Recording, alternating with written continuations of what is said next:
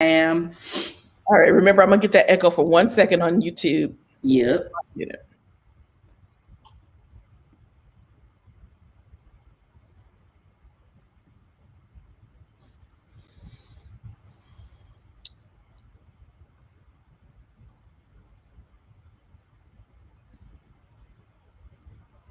All right. Yeah.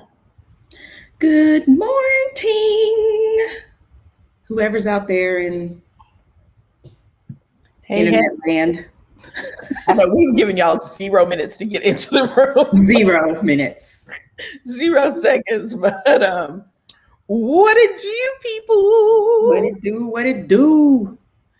That bright, sunshiny California early morning sun glowing off the melanin. Have you ever watched Decadent Dane on? No.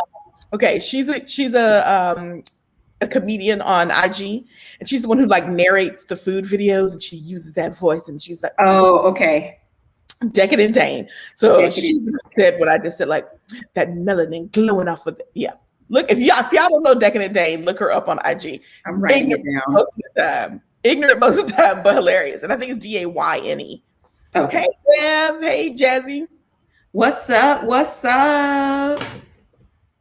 Welcome. If you're here, let us know something. Let us know you're here. Say hi. Don't be rude. Say hi. Y'all better come out here and visit me with this glorious morning sun. Okay. Before I'm not here no more. I know. I know, right? It's glorious. It's also barely 8 a.m. and it's been bright like this since about 6:15. That was sunrise. Out of here. Yeah, 6:15. No, what do you mean so early? I mean, I can't help it. And I try to sleep with the like little satin mask or whatever, but I think I don't like stuff on my face while I sleep. Yeah, me either. Yeah. So I should have brought some glasses, but I was trying to be cute, and I get glare.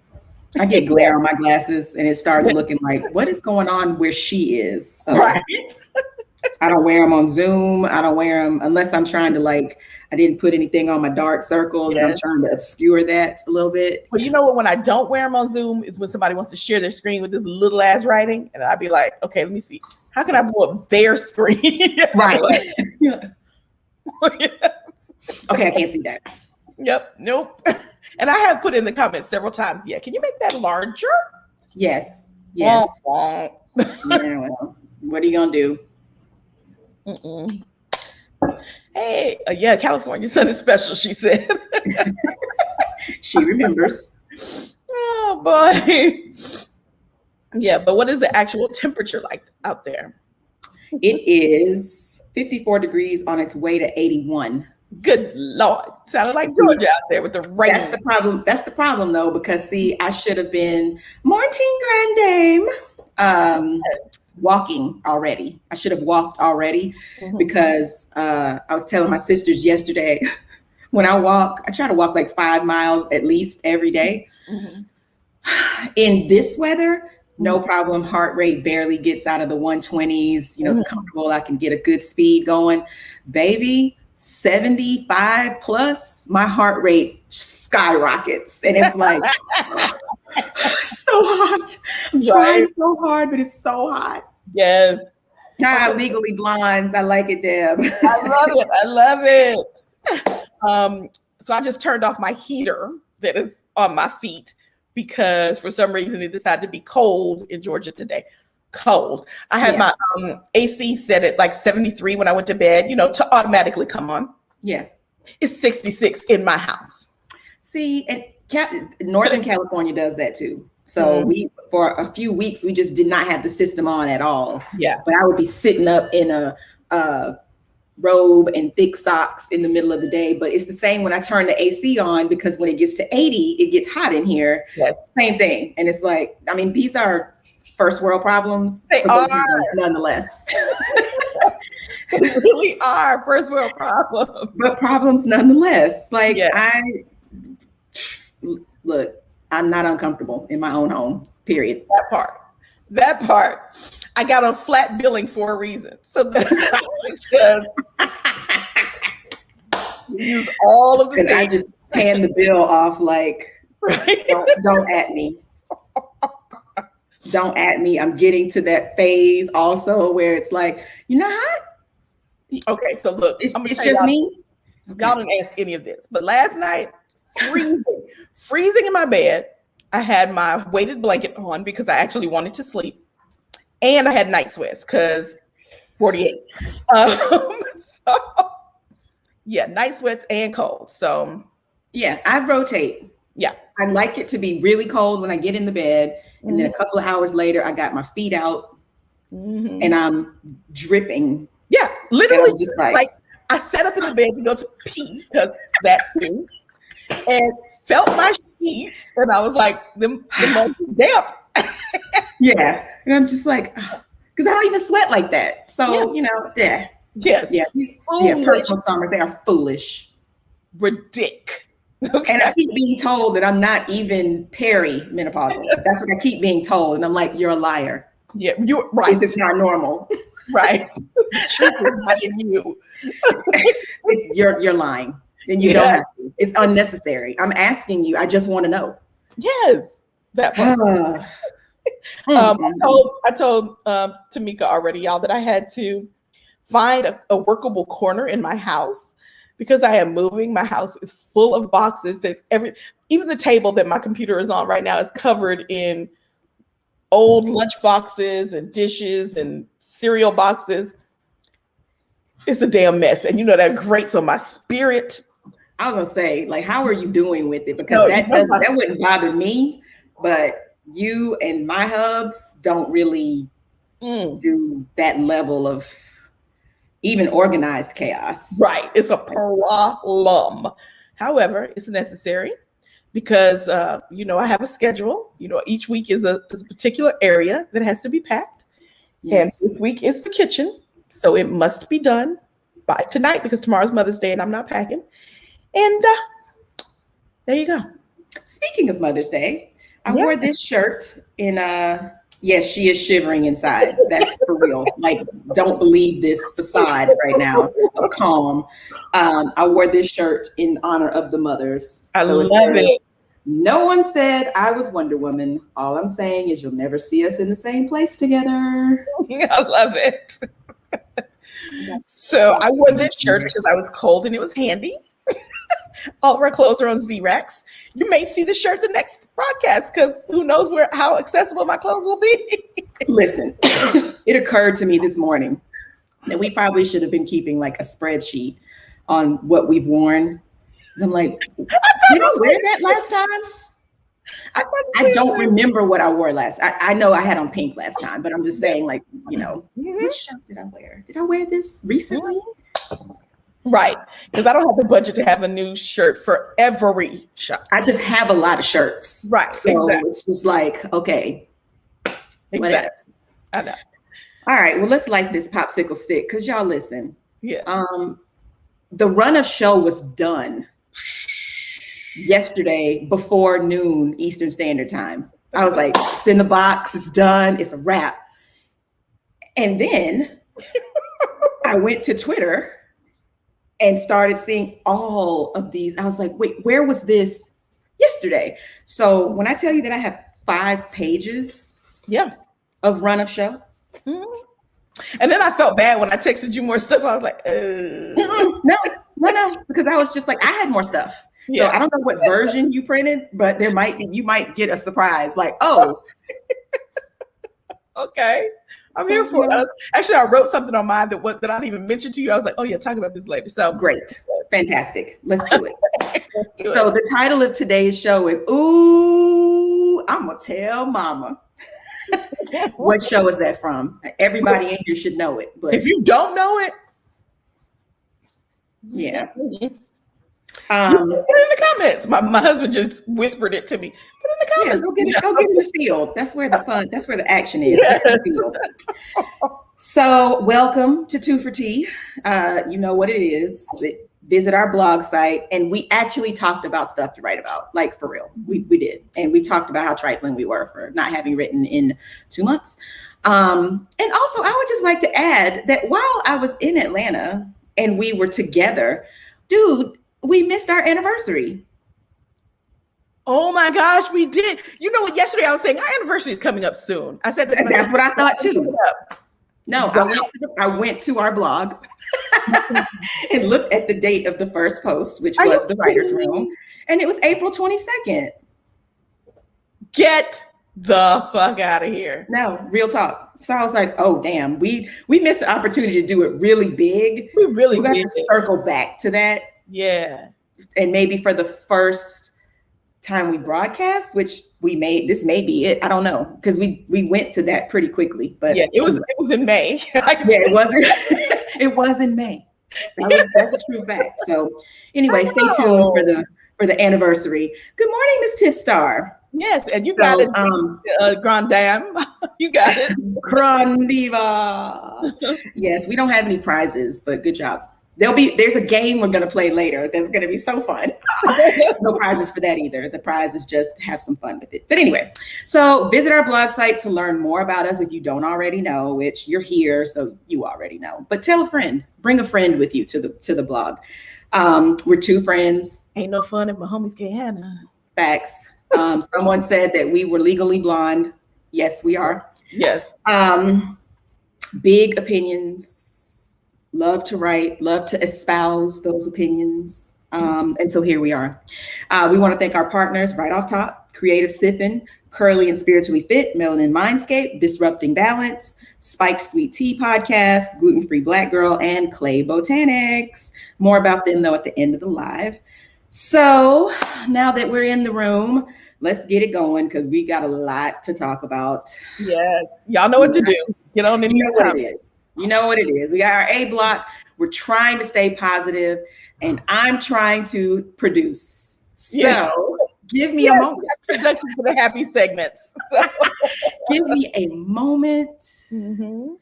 I'm going to share and try to remember to look in the camera, because once I share, I can't see the screen.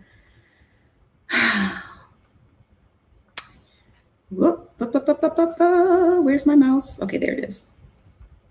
We need to hire an intern. Okay. I mean, really. All right. What do you see?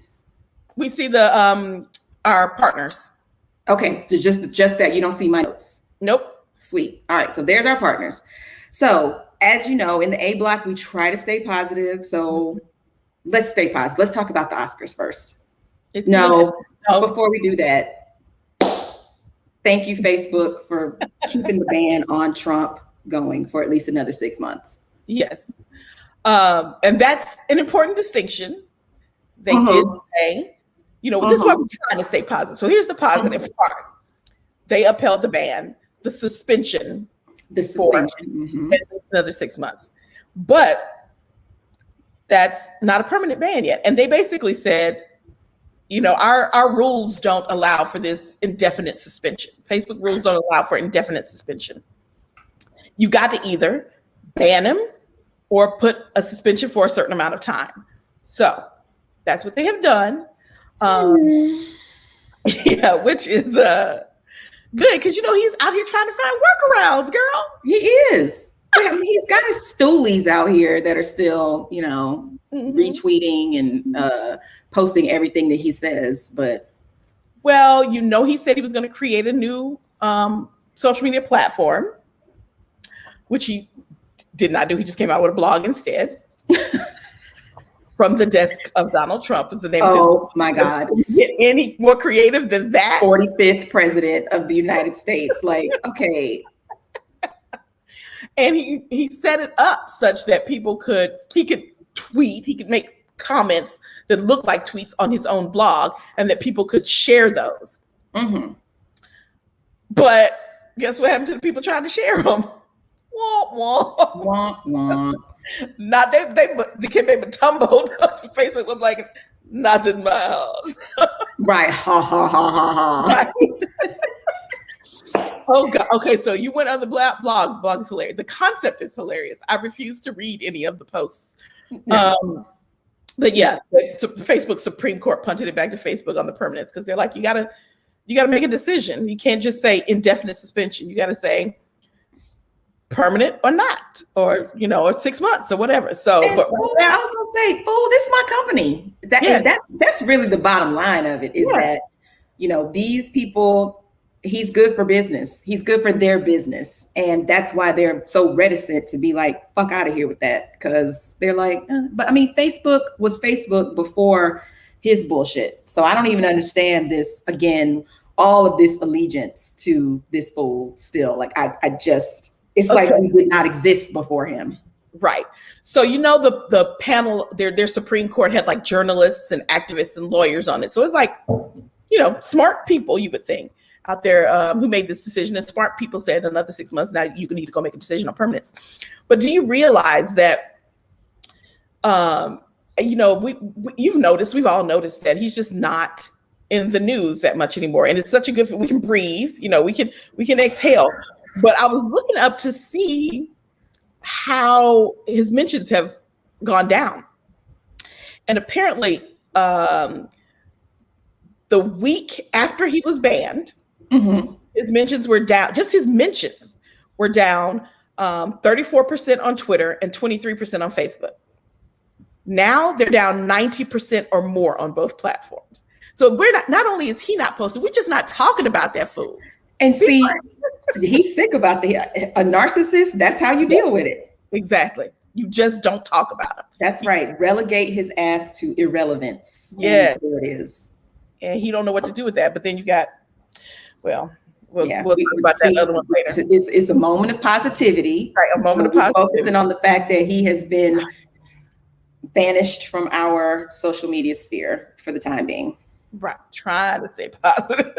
Okay. All right. Now we can talk about the Oscar winners. Woo woo. Yay. The Oscars tried it. I mean, they tried, right? Like, really? They tried.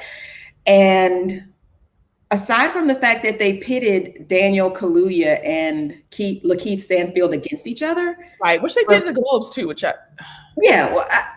again, who was the movie about if both of them are supporting? Right, who was the lead?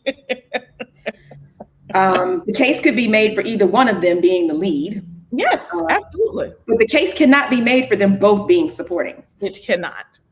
But big ups, I did not watch a single moment of the Oscars. No.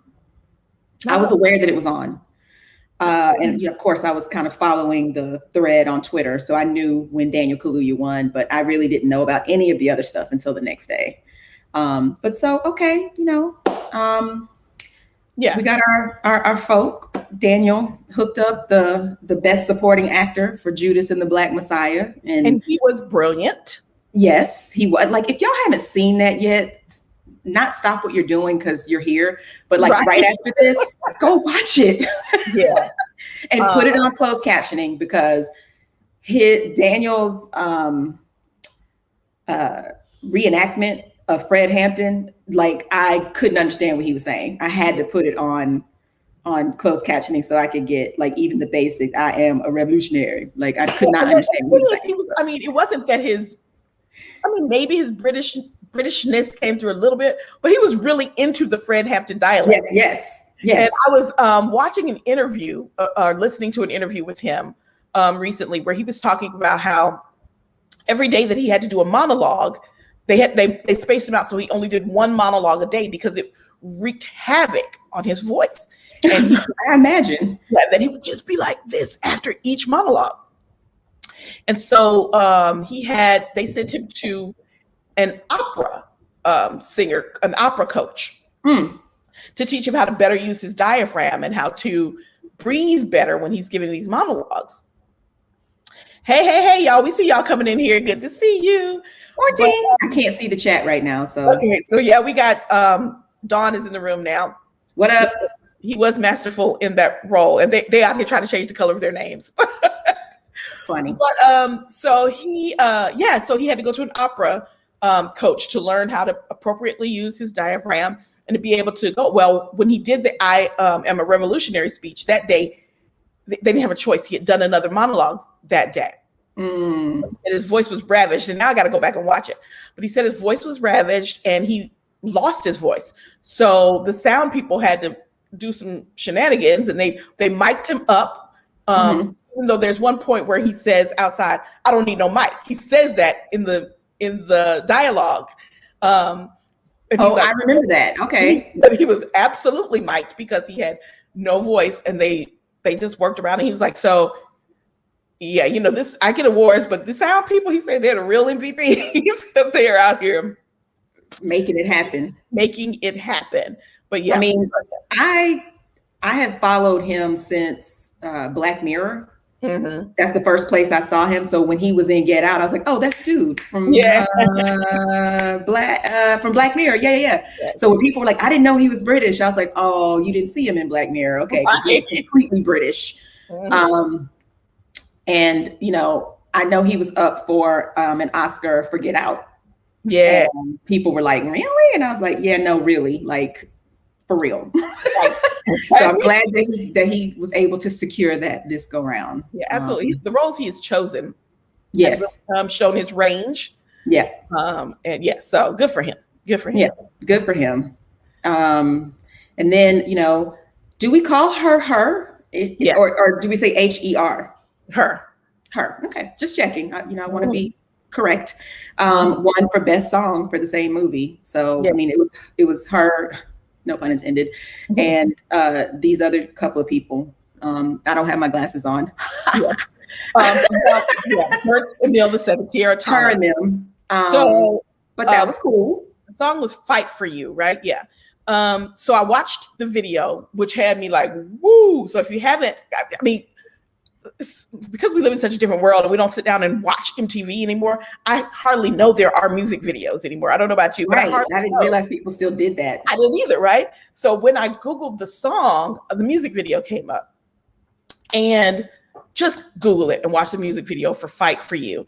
It's basically creating a parallel between the revolutionaries of the time in the movie where we talk about, you know, Huey Newton and Fred Hampton and the like, and today's revolutionaries and our parents as revolutionaries. So it was it was a moment for me. I was like, oh damn, okay. You heard them. Okay. I mean, and I dig her music. I'm not a connoisseur, but they play it a lot out here. I don't know if she's from here, maybe. But, you know, I hear, you know, my kids playing her grooves and I'm like, who is that? And they're like, her. Like, I'm tired of telling you this. Listen, I know what you like in music and you would love her. Just sit down and really listen to her catalog. You would love her. She's an amazing songwriter. And she is that. She's the real deal. She's a beautiful vocalist, an amazing songwriter, and a ridiculous musician. Yes, because she was at the Super Bowl too. Yeah. And I was just like, okay, so whoever y'all got her out here with, like, stop it. Let her do her. I mean, I like her voice, and it's always refreshing when you hear musicians today. Yeah. Yes, it is. Open their mouths and like sing a song instead of everybody, you know, that shit. And her shit's not overproduced. You can hear the grit in her voice, which is what I love, right? Yes. Also, Meta said she is a Bay Area queen. Oh, okay. Okay. That makes sense. I mean, when I first got out here, I swear every third song was her. And I was like, what is the deal? Because I think it was like one of her earlier cuts that wasn't really one of my favorites, but it was on all the time. And I was like, oh my God. Okay. Like right up there with E40 and Too Short. It's like, okay. What is this? Okay. Cool. Well, the makeup team, and okay, so it wasn't intentional shade to not list the white people that are in this. I just couldn't find their names. So the best makeup team it consisted of Mia Neal and Jamaica Wilson and white dude that's standing there, I guess. But for Ma Rainey's Black Bottom, and you know, not one of my faves, but if you saw it, like I can't say it wasn't deserved because, Right. good Lord. The makeup and the costuming were both phenomenal in the movie. And the movie, again, we've talked about this. I agree. It was not my favorite. But yeah, I agree. Jazzy says the makeup artists who won were brought in by Viola Davis. Shout out to Viola for making sure Black men and women are getting shine in all areas of production and design. Big facts. Big facts. You know, and we've had this conversation for decades about not having Black makeup artists. And, you know, my sisters who are in the room will remember how I used to drag Young and the Restless for one of the characters that was on there. You know, her name was Olivia. And she was like a doctor and, you know, just a bad bitch. But her makeup was horrible. And I was like, I am traumatized looking at her because you can tell that someone is doing her makeup. She was brown, you know, like us, not like Drusilla. And the colors that would work on Drusilla did not work on her, but they tried it anyway. So she would be on there looking like a fucking Cupid doll. And I'm just like, this is not okay. And so I've always been really sensitive to who's doing the makeup, who is doing this, and why is it so difficult for you? So I don't know if you remember this, Kay. When I turned 30, Hubs sent me to Sposadel for a day. And so it was like the massage and like the seaweed wrap and the, you know, whole nine, and makeup. And when I tell you, makeup was the last thing, and that woman came in there, and I don't really, like, I blacked out. What she did to my face was criminal. And Kevin was outside waiting for me. And I was busy trying to take that shit off my face before I walked outside, because all of the, you know, Wizard of Oz style beautification, scrub and all that was just undone. Horrible makeup job. Yes. Oh, you know, it's amazing to me that still today we will see Black folks on TV and their makeup look like we don't have products out there that match our skin tones. Today, when we have such, I mean, we have YouTube where folks are telling you how to do this shit. I mean, people in the industry are showing, give a master class, do something.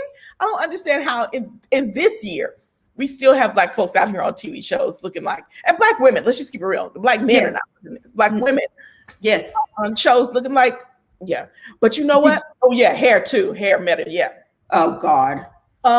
And also photographers. Look, photographers, you got to know how to light Black people.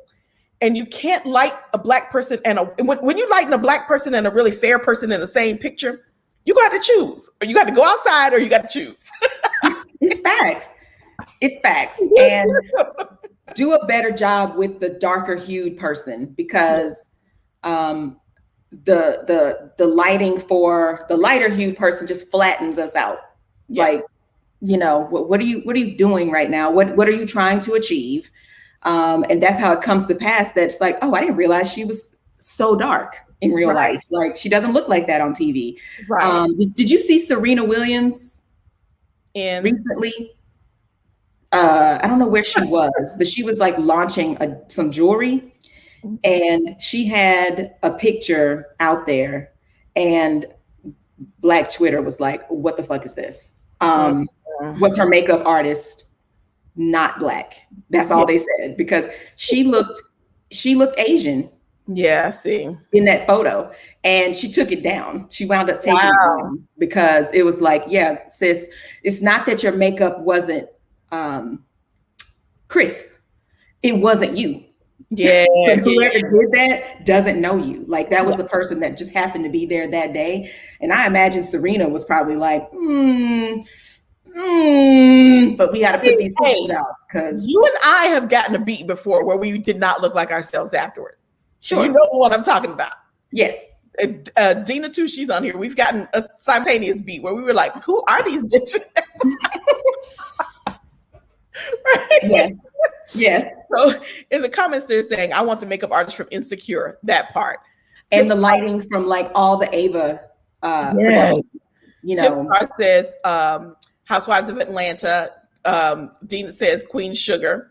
Jazzy says, sometimes Kenya's makeup looks crazy. But see, some of those housewives are the person who beat us. Yeah. And again, I was not unhappy with the way that I looked. I did look completely different. Right, like, exactly that. When I show people that picture, they're like, "That's not you," and I'm like, "It's totally me. It's me. I know." Exactly. But yeah, but still, it's Black people doing Black people, right? And it's like, okay, yeah. And I mean, to that person's credit, it's been done, and not to that degree. Because other times when I've used that person, it's been like, oh yeah, that's definitely you. That's totally you. But for that particular event, it was like, I actually asked to be like more natural looking. I have another makeup artist friend who said, "Oh, who did your makeup on this?" And I told them that person, that they were like, "Oh, that's a drag beat." Oh no! Oh. They were like, "Oh yeah, I know that makeup artist. You got a drag beat." Yeah. I mean, sometimes that's the lick, right? Sometimes that's the lick. Hey. So, long story short, we need that Black Panther lighting. We need that, insecure makeup. We need that. We need people who know us to enhance how we look and not try to make us look like something else. So thank you for recognizing them, giving them their flowers, and hopefully that will help amplify them in the field. Yes. Yeah. Because I mean, long story short, if you got Black people in your film, you need some Black makeup artists on the team. End of story. Like, end of story. I don't want to hear about I do white faces, Black faces, Asian. No. I want someone who looks like me to do me. Yep. Or just fucking let me do myself. How about that? Fuck it, I'll do it, as Bill O'Reilly said once. Right. Give me that pencil. Right, give me that. Which, I didn't feel like I had agency to do at Spa Sidel that day. Right. But 47-year-old me wants to like bitch slap that woman. Like, what? No. Why are you even in the orange palette? Like, that is not my ministry. Get away from that. God, I just got hot. I think I'm burning calories talking about that. I know. I think traumatizing. Dawn says that same person has done my makeup before. Ha ha ha. Okay. So anyway, that person has done all of our makeup before. Ha ha ha. Like there's like 6 people in the field right now who have had their makeup done by that person. And again, I'm not shading that person, because if I had something to do, I could call that person and be like, do you have, an hour? I need you. And that would be that. But absolutely. Okay. So back to the Oscars. So we're going to talk about this film again in the next segment. But Best Short Film went to Two Distant Strangers. By this team here. The writer was Trayvon Free, the Black guy. And wait a minute, I haven't seen it here. This team here. Yes, this team here. Wait, are you pointing? Huh? Oh, okay. I see where you're pointing. Okay. This team here. And not for nothing, the production, the producers included like Jesse Williams. Like a whole gang of people helped bring this to the film industry, and it premiered on November 2020. Haha. Those of you who know me know. So that was cool. For a short film, it's about police brutality and Trayvon Free's own personal experiences with this. And so, I mean, that was really cool. Again, didn't watch any of this. I hear Siri trying to get into the conversation. Nobody called you. Right. And so, we're going to talk more about this later, because, we can't have nothing. And I'm going to just leave that at that. And then Tyler Perry, who we rock with as a person, but not necessarily as a film writer, maker, artist, won the Jean Herschel Humanitarian Award. And again, I didn't watch it, so I am absolutely not questioning his humanitarianism, but I just want to bring up again that he gave Meghan and Harry a place to stay in California with paid security and for the culture. So Yeah, absolutely humanitarian. His speech, which I did not watch Oscars, but I did watch his speech, or at least clips of it, where he talked. His speech basically had the theme of refusing hate and blanket judgment. So that was like the theme of his speech. Which, I mean, you know, he's good at giving a speech. He's good at. He has no. I mean, I imagine Tyler Perry has like his own oriki on the wall in his office. He has no problem. I mean, he knows who he is. Oh, yes. I No, mean, it's big facts. You know, but yes, you know who we didn't put on here, and it's probably not apropos because he didn't really get the Oscar, or maybe he got one, I don't know. But Soul. Oh, my bad. Yeah, and that's my bad. He announced it, and Jamie Foxx was screaming and jumping up and down. So I don't know if you know, if he had a Soul role. won Best Animated. Yeah, and I think the composer that Chandler dragged also won for Best Score. Right. So I don't know. But whatever it was, Jamie Foxx was screaming, and Tyrese handed him a fake. I don't know. They were all together. So, and he said a thank you speech. I don't know if he's in some way tied in where he will actually get an Oscar, if he's a producer, if he's a whatever. But there you go. Okay, my bad. And see, this is what I get for not watching it. So I went to Al Gore's interwebs and was like, Black Oscar winners 2021. Like I said, it may not be apropos. He may not be actually getting an Oscar. I don't know. So, oh goodness. So yes, there it is. Rooting for everybody Black. Yes. All the time. All the time. Hey, 929. Welcome to the talk today. What up? So, you know, continuing in this vein of Black excellence. Yes, ma'am. Yes, it's about time. If anybody doesn't watch Insecure, like, figure out your shit and really start watching it. Just do better in life. Get caught up. And you know, I say that with all of the humility because I tried to quit Insecure after the first season. During the first season, because I was like, oof, I cannot relate to these bitches and their bad decisions. And then it was like, okay, keeping in mind that they are in a different age bracket than I am. Let me just go back and watch their shenanigans. And this woman right here helped make it worthwhile because Kelly. She could have done nothing else with this. Oh, sorry. I always bring my growth down. You know, that is growth. Yeah, she is the let me gather you together trifling friend. Comes with the nuggets. Like, really? Like, you deep sister now? Yes.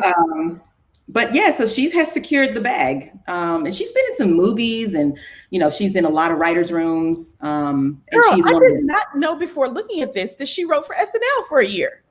Now, I didn't know that. That was new news to me. 21 episodes. I was clueless. And I'm like, okay. Yeah. Tasha Rock, well. Yeah, she been grinding for a minute. So I'm glad. So it's rumored. We don't know what her actual deal was, but it's rumored that it's about 8 figures. So hey, drinks on you. Right. Also, she's a great follow on Twitter, and she starts every day by telling Brian Kemp that he's trash. Yes. Yes, she is. She also, you know, I love the name of her production company is Big Hattie Productions, and it's off of Hattie McDaniel, who I don't know but first of all, if you don't know who Hattie McDaniel is, another one you need to go Google and get your life together, because for real. But yeah, that's the name of her production company, and I'm like, okay, for you looking back and okay, right? Get your Sankofa on. Sankofa action. See, I love that we both said that. This is what I'm telling you. Hive mind. Woo! Yes, honey. Yes. So big ups to her. We love her. Yeah, they in the comments loving her too. Yes. And I can't wait till it starts again either, Tiff. I can't believe it's the last season. I'm like, I know they have so much to do and so much to tie up for us. I really hope that they don't leave loose strings. You know how some shows try to be like, well, you know, in real life, you wouldn't, you know, necessarily get the closure. Go ahead and close it up for us. If you're not coming back, close it up. Have some bows. Keep it moving. That's right. Yeah. Let's just keep it moving. Happy ending or no, tie it up. Let us know. You know. But I trust. Yes, I trust. So, and good morning, oh so salty. We see you too. morning.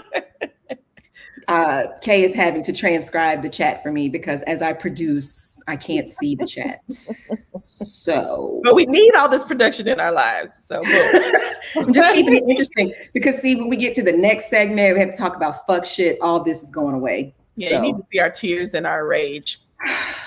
So Uncle Joe is out here trying to make good on his promises to diversify the bench. Yes. And the story was, really like there's 3 Black female federal judicial nominees, but as you can see, there's 4, unless one of them has dropped out. So this is where I'm going to depend on people who watch the news all the time, Deb and Bev, to like chime in and let me know what's up. I think the only one we didn't have on our list was the Lydia Grigsby. Yes, right. I was like, oh, And, I don't have a Black heart next to the dude because this was really about the Black women on the bench, but, big ups to Julian as well. So I just have to shout out Ketanji because Ketanji that's a Black ass name. Yeah, it is. I didn't know that's how you pronounce it because I was going Ketanji, but either way, it's a Black ass name on the bench. And if I look up and I'm arguing something in front of her, and I'm mediocre and white, I'm having pause, and I love that. Black lady courtroom. It's like Black lady courtroom. Black lady courtroom. I know she's already had her confirmation hearing. I don't know that she's been confirmed yet. And from what I understand, she like pulled no punches and held her own and was like, yes. Bitch, what? Your question, yes, Senator, blah, blah, blah, blah. Yes. But she is actually interviewing, if you will, for Merrick Garland's seat on the U.S. Circuit Court of Appeals. So that's big. And I think her name is also being bandied about as, this is literally a stepping stone to the Supreme Court. Yeah. Hey. Yes. Okay. Hey. We got to fix the pipeline. You got to fix the pipeline. And if the pipeline is sitting on the federal bench, then I see you, Uncle Joe. Okay. I see you. So our people clearly took up our advice because people have been watching a Black Lady sketch show because I'm reading the comments and they're all like Black Lady courtroom. Did Laz Alonso look weird in that sketch to anybody else? I mean, he looked like he gained a little weight, but he also looked like curiously buff. I don't know. Yeah, like unevenly buff. Like yes. I almost didn't recognize him. So it's the beard and then his head and then his body. Like I was like, did they put his face on somebody else's body? Like what is happening right now? But that was pretty funny. Dina said mediocre white man will have a Tuckums moment at this conference. Oh, see, and because y'all know I stan Joy Reid, I did not add that to this because I know y'all got to be tired of me standing for her the way that I do. But baby, Tuckums had me cackling. That read, and I record that every day because it comes on at 4:00 here. So I'm usually doing something else when that's on. Yeah. Baby, when I tell you I rewound it and was like, I saw it online, like bookmarked it. Like when I'm feeling down, just go to, did you want to go to Harvard, baby? Oh boy. Okay, let's go. What about Tiffany Cunningham? Yeah, she's also interviewing for the Court of Appeals, not Merrick's seat, but this is where we need us. When we get the first Black judge there. Yeah, the first Black judge there in the year of our Lord 2021 and 21. Mm-hmm. Okay, all of this is sad and exciting at the same time because number one, he's not putting forth anybody who really has, if you scratch under the surface, they're problematic, right? Yes, right. And the previous guy put forth nobody but white people to the bench. Right. So, this idea that, in 2021, we're finally getting people who look like us in places that really, really matter. Some of these cases that, go untouched or unlitigated or whatever, or, ignored once they get to this level. It's like, how, Sway? Like, how are we talking about somebody who was executed 4 years ago and talking about some DNA evidence that now exonerates him? Bitch, what? What? He's dead. Y'all killed him. And now okay. Yeah. Okay. All right then. Okay. So yes, our nominees. What were you about to say? I was about to attempt Candace Jackson Akiwumi. Good. I stand. Sure. Okay. Sure. Seventh Circuit. Seventh Circuit seems important. Like, I hear the Seventh Circuit quite a bit. Yeah. One thing about her is this will be a rare appointment because it's rare for a criminal defense attorney to be appointed a federal judge in this way. So, okay, interesting, and maybe it'll provide a little bit more balance. Yes. Yes. So again, big ups to Uncle Joe on that. Yeah. I think these three, Ketanji, Tiffany, and Candace, are already, lined up for their confirmation hearings. And maybe that's why they've been getting more press than, say, Lydia Grigsby. I don't really know anything about her. I don't either. Sorry, Lydia. Yeah, sorry, boo. We'll come back to you. Sorry, Your Honor. Sorry. Yes. All right. Well, we were going to talk about the class of 21, but can I interject something here before we get started? You leave them on the screen. Okay. But I wanted to ask y'all, this is not on our run of show at all. Did you see that about Kemp's law to allow college students to get paid for their likeness being used? What? Yeah. I mean, I know. I don't want to say anything anything positive about Kemp at all, ever. But Brian is trying to college athletes. Yeah, college athletes. That's what I'm sorry. I said students. College athletes to get paid for their likeness being used. Interesting, because I just read something this morning that the NCAA president has conceded that he will fight for that as well. Something's afoot. Yeah, Brian is trying. Yeah, Brian is trying. Something's up. That's yeah. What does Rachel say? Watch this space. Something's up. Dina catch and there's a loophole. Yeah, there's. Yeah, I'm like, okay. I mean, I don't want to say you did anything. Yeah. They would have to pay money back to their schools, though. Dina said. There it is. Mm-hmm. And Jazzy said they're in cahoots about something bigger this way coming. Oh, no doubt. They're about to figure out how to have you come and play for them for free. Mm-hmm.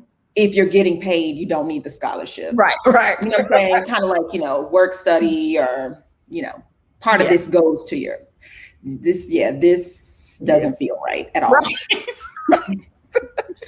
Doesn't feel right. I love her hackles are always like, no. Yeah. Okay. Anyway, I don't like it. That. Okay. No, that was good. And we can come back to that. We can stick a pin in that when we talk about the draft. Yes.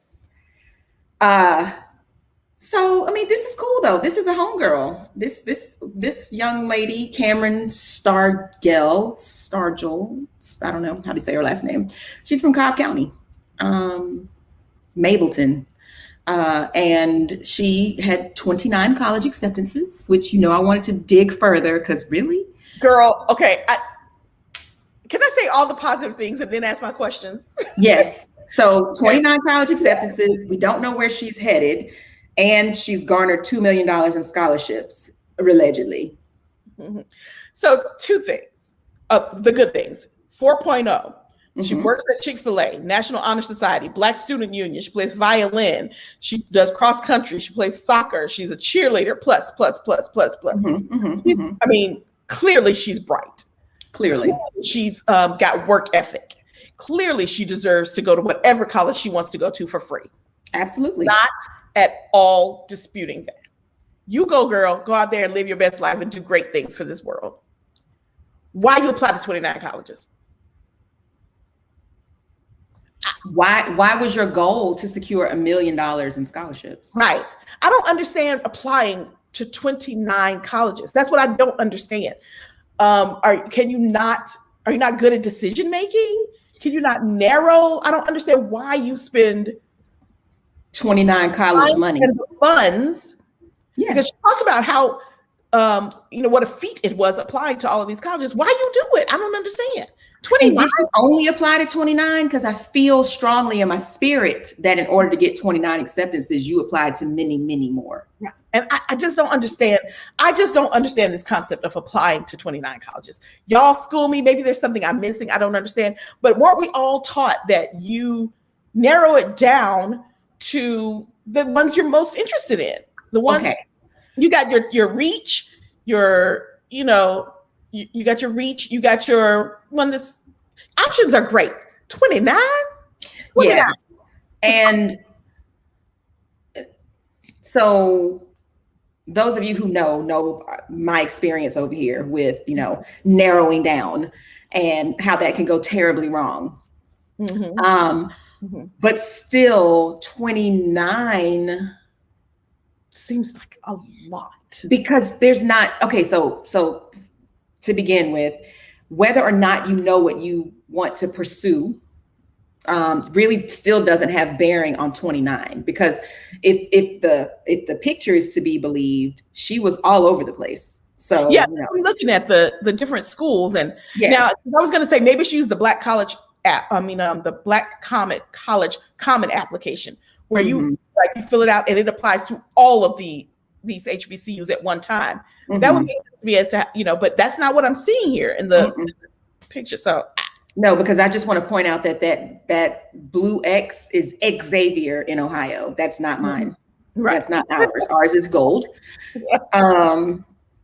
But I mean, I'm seeing like Tulane and Carolina, South Carolina and Auburn and Agnes Scott and Virginia Tech. And so, I mean, I'm not knocking your hustle. If you got it in you to apply to 29 schools, good for you. Good for you. And I think she did get the fees waived. Colby got some of her fees waived for people who reached out to her, but it was still, such a Herculean effort to do all of those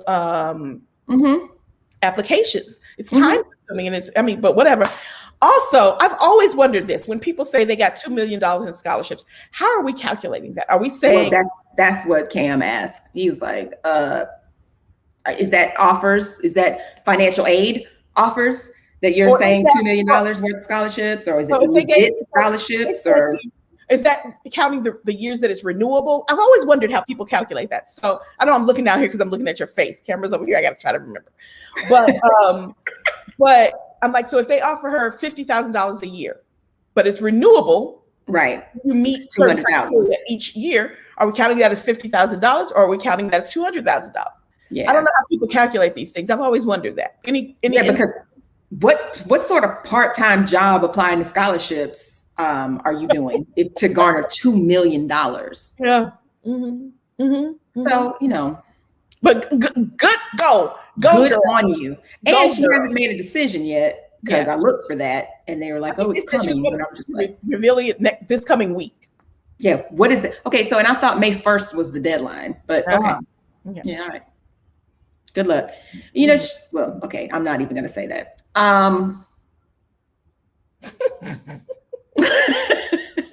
Congratulations, Cameron. Yes, girl. Good job. Get it. Get the coins.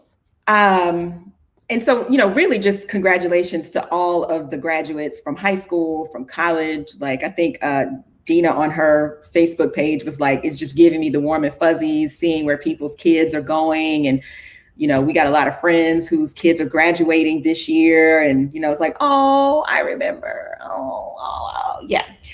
So, big, gigantic ups to the class of 2021. And, you know, some schools are making some changes. LSU has decided that they need a Black president in their life. Mm-hmm. Yeah. Dr. William Tate the fourth. Mm-hmm. The fourth.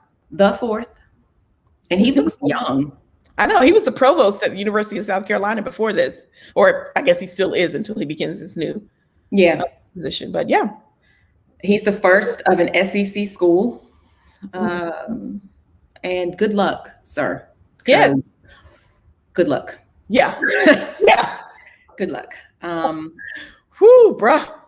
Yeah. I've been to LSU once. Beautiful campus. Like, but you know, good luck with the good old boys and the you know short leash they're gonna have you on, and you know all of that. Like, do it till the wheels fall off, and you know get in there, and make some changes, and do some shit, and leave your stamp.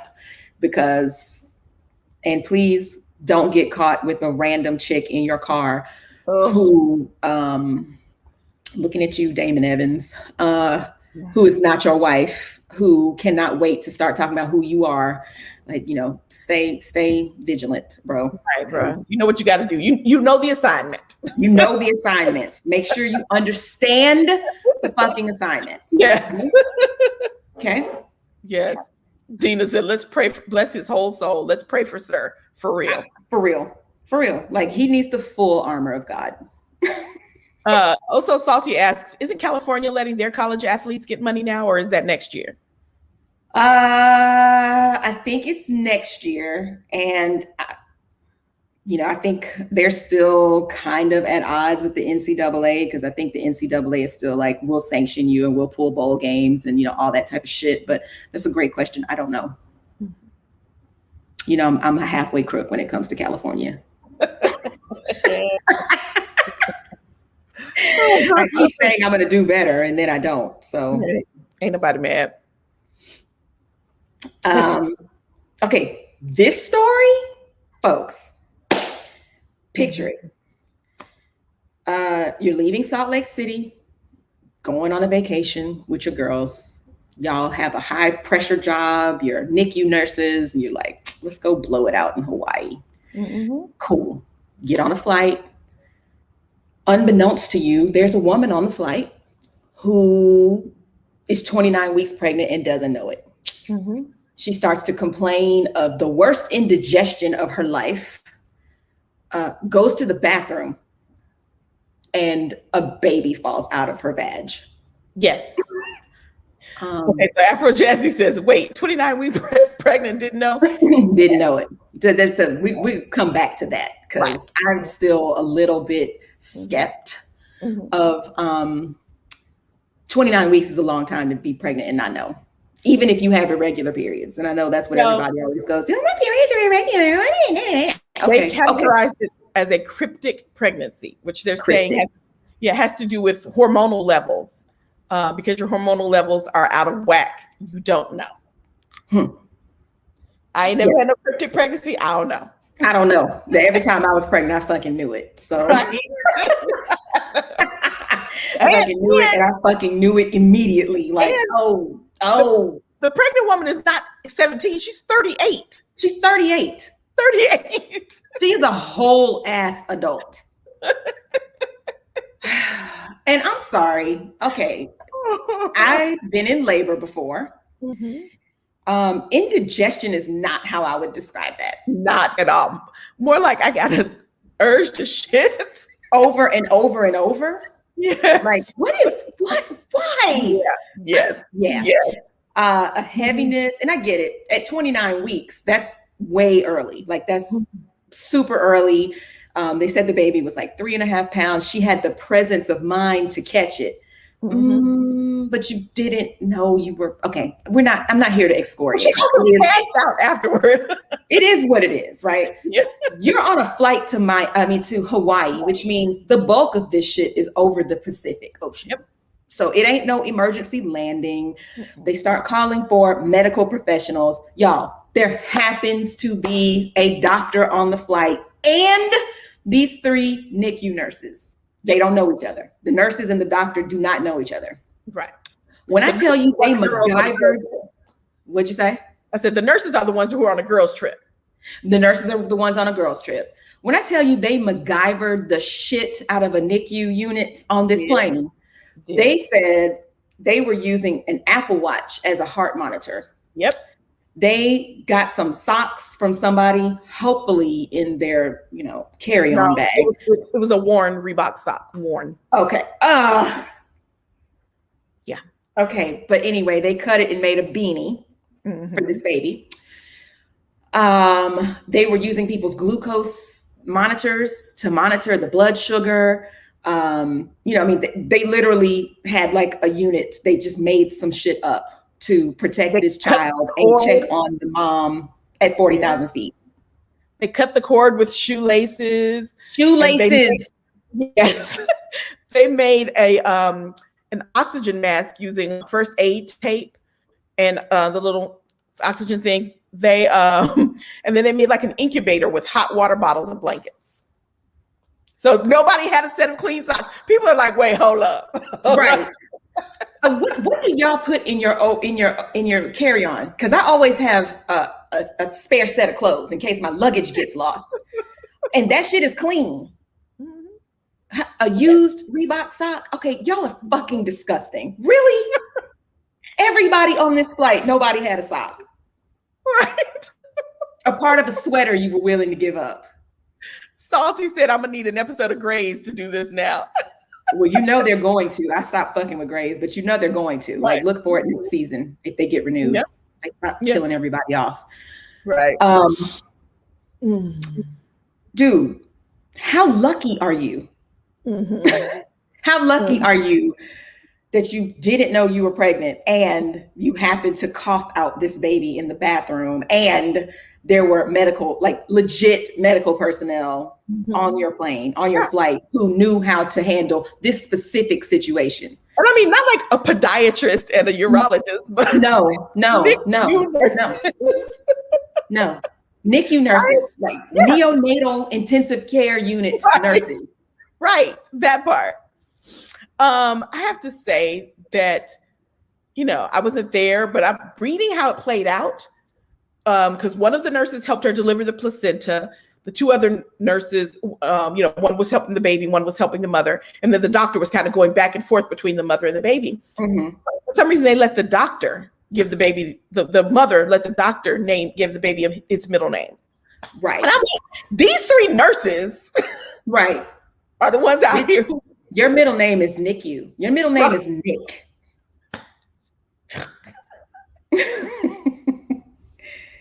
The doctor was a man. Okay, the baby was a boy. Right. They gave the middle name is Nick. Hawaiian. It's a Hawaiian middle name. Yeah. Okay. That means something like Master of the Sea or something. Yeah. Okay. Oh, Chazzy said, you know who had the clean socks? Some curmudgeon in first class who refused to share. Probably. Like, what the fuck is going on back there in steerage? Can you ask them to pipe down? But everybody's like, I put a fresh outfit in the carry-on. That's what I'm saying. And I always travel with a pair of socks in case it's fucking cold on the flight. Yes, that baby should have 4 names, all women names. Exactly. All of them. All of them. Yes. But see, that's how we do. That is how we do. Imagine if one of those people had been Black. Imagine. I want to read that story. Fuck that. I might write that story. Look, if I'm charged with naming that baby is gonna be Daquan. I am getting in there. I hear Tamika is a really nice name. That has some pizzazz. That baby, his middle name is Azali. There you go. Mm-hmm, that's it. Oh my gosh. But I mean, okay, but that was amazing. Like I came across that Twitter thread and I was like, is this fiction? Like what? Wait, whoa, what? Whoa. Can you imagine being on that flight? Like I'm minding my business, listening to my podcast or my book or, watching whatever foolishness they're showing. And I'm like, wait, what are they asking for? Medical personnel. This is me. Right. What's happening? What's going on? Right. And the doctor was a family medicine doctor who apparently his daughter had to like wake him up from his nap and be like, dude, they're asking for medical personnel. They looking for you. Right. He walked in like somebody said that you was looking for me. No. Here I go. Here I go. No. Here I go. No. Okay. Sadly, there's probably another doctor also on that flight. Oh, sure. Right. But no, I ain't getting involved in that. Yeah. Okay. Anyway. Okay. So I'm checking. Oh, just want to slip in while we're talking about good news. I don't have a production piece for this, but your boy, Derek Chauvin and company, they're under federal indictment now for George Floyd's murder. Okay, so lawyers in the group, it said they were charged with violating his constitutional rights, namely the right to freedom from unreasonable seizure, which includes unreasonable force by police officers. So it seems real, I don't know, specific, very niche-y. I don't know, but whatever it takes, get them in there. Yeah, all four of them. Woot woot, all the celebration emojis. I told y'all last time, like, fuck your deal. Right. There's no more deals. No. I'm coming for your head top. Yeah. And it is what it is. Yeah. I'm hearing Kool and the Gang in my head. Yeah, the charges are interesting. Yeah, I thought you might think so, Jazzy. I did that. That means very little to me, but Meta, can I get the DMV indicted for unreasonable seizure when I have to wait in line for my new license? Ooh, shit. Preach. And listen, you think it's bad there? Come to the Cali DMV. That is no shit. No, will not. Okay. It's horrible. It's absolutely horrible. Yes, this is amazing. Yes. Listen, I'm going to try to hyperlink this because the video is worth watching. Yes. I've heard of the sympathy for labor, right? I've seen it. I've been like, ooh, shit. Yes, that's amazing. Every man should try this. I bet it is better birth control. Maybe because it's not happening to them, but you kind of get a feel for it. But this right here, best Mother's Day gift ever. If I had known about this, I don't know, back when that shit mattered, this would have been great. It's same concept,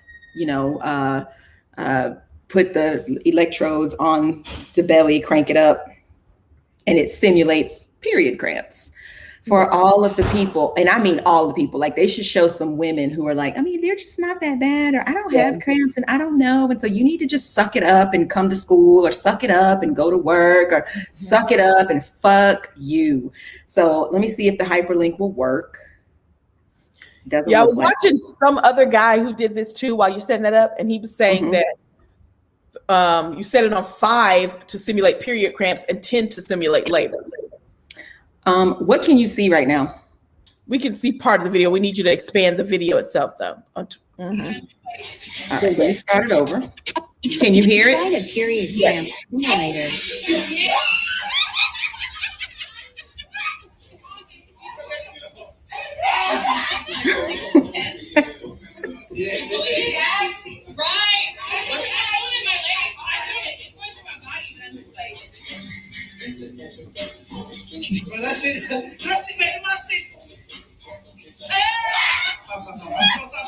Stop.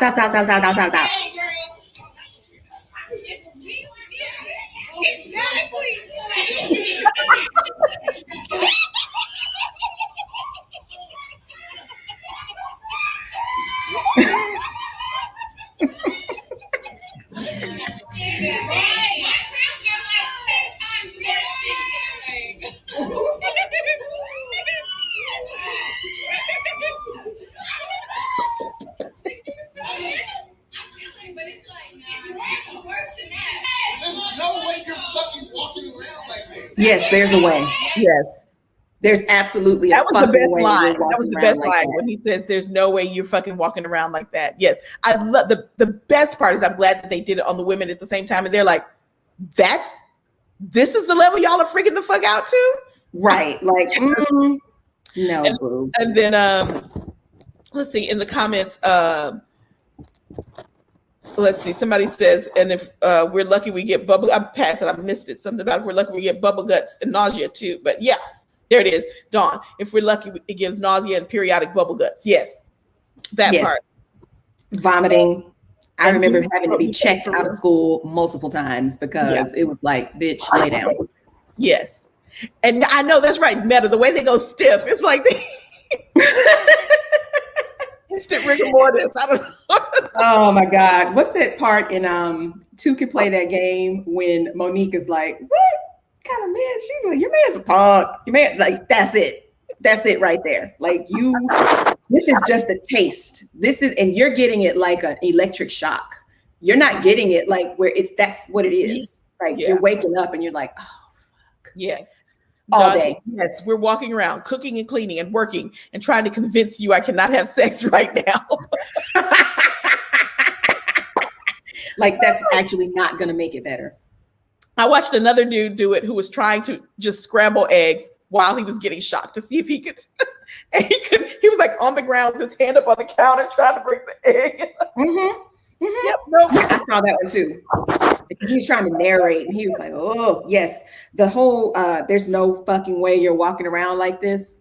Yep. Welcome. Yep, that is the best comment. And now you know. That was almost the title of the show. Okay. Yeah, I mean, and I'm one of those ones who never really had them that bad. I mean, I had cramps, but not really that bad. But I've also seen my daughter on the floor, sitting on the floor in a public restroom, crying from cramps. And I know it ain't fake because she's a G. I mean, I would never. Yeah, no. No. And to the dads who are like, I mean, you know, can you just take something? Like, I watched my sisters go through this and they just like, first of all, you watched your sisters go through this in the fucking 60s when there wasn't shit else to do except lay on a hot water bottle. I don't want to hear about that shit. That right. Yeah. What I want you to do is come and pick me up from school because I just threw up in the hallway. That's what I need. Right. And your sister's experience doesn't mean that I'm lying. Right. Yeah. I mean, we have a friend who had really calm, easy, painless childbirth each time she had a baby. Like, oh, is it out? I mean, we have a common friend who gave birth to her kids that way. That was not how I gave birth. That was not my experience at all. Calm went out the window when them contractions kicked in. Like, Garcon. Yeah, no. I wasn't even calm with the epidural. I was like, I still feel pressure. They're like, you're supposed to. I was like, oh, no. You don't feel pressure. How you gonna help us? I know. Right. Like, you gonna watch the monitor and tell me, okay, you're having a contraction, push. That's what I want. I want that level of, which is what I had the first time. I had that level of, oh, it's happening. But because they induced me and it was like they had just touched up my epidural. She was like, oh, it looks like you're at 10. I was like, I can't feel anything below the waist. With the second one, somebody get that leg. Like, the second one, I was like, hey, I feel something. She was like, what do you feel? And I was like, like really intense pressure during the contractions. And she gave me this look. Yeah. And I was like, can you do something about that? She was like, you can push this baby out. You're supposed to feel some pressure. And I was like, oh, well, that's some fine print. Bullshit. What? Oh my gosh. Yes, best gift ever. Followed by the not so best gift. Oh, right. Oh, Keisha.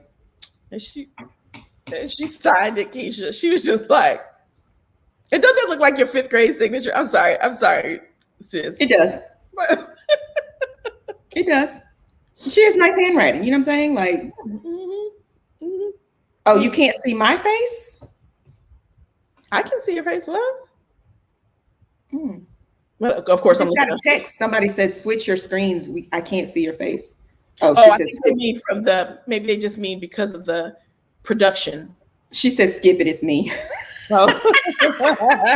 Okay. Can anybody else not see my face? Put it in the chat. And Kay will tell me. Mhm.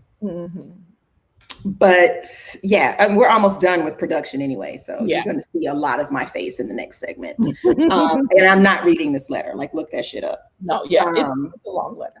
It's long. The long and the short. The long of the short is she ain't rerunning. She's not running for reelection. She done already took a job at Walgreens. I saw some really ugly posts about her selling out. Oh yeah, there's a lot of people saying a lot of shit about her and what she has or has not done. But I'm gonna tell you what. If you knew anything about what she inherited, you would shut that shit up. If you respected the fact that it's not a Black woman's job to save you all the fucking time, you would shut that shit up. Yeah. Yeah. She inherited a ridiculous mess that much of which citizens don't know about. And that person is rerunning. Yeah. That person is running again. This is what people need to understand about what was a big deal about her quitting, about her not quitting, about her refusing to run again, is that, y'all, we run the risk of Atlanta not having a Black mayor for the first time in 11 years. I said that exact thing yesterday. Yeah.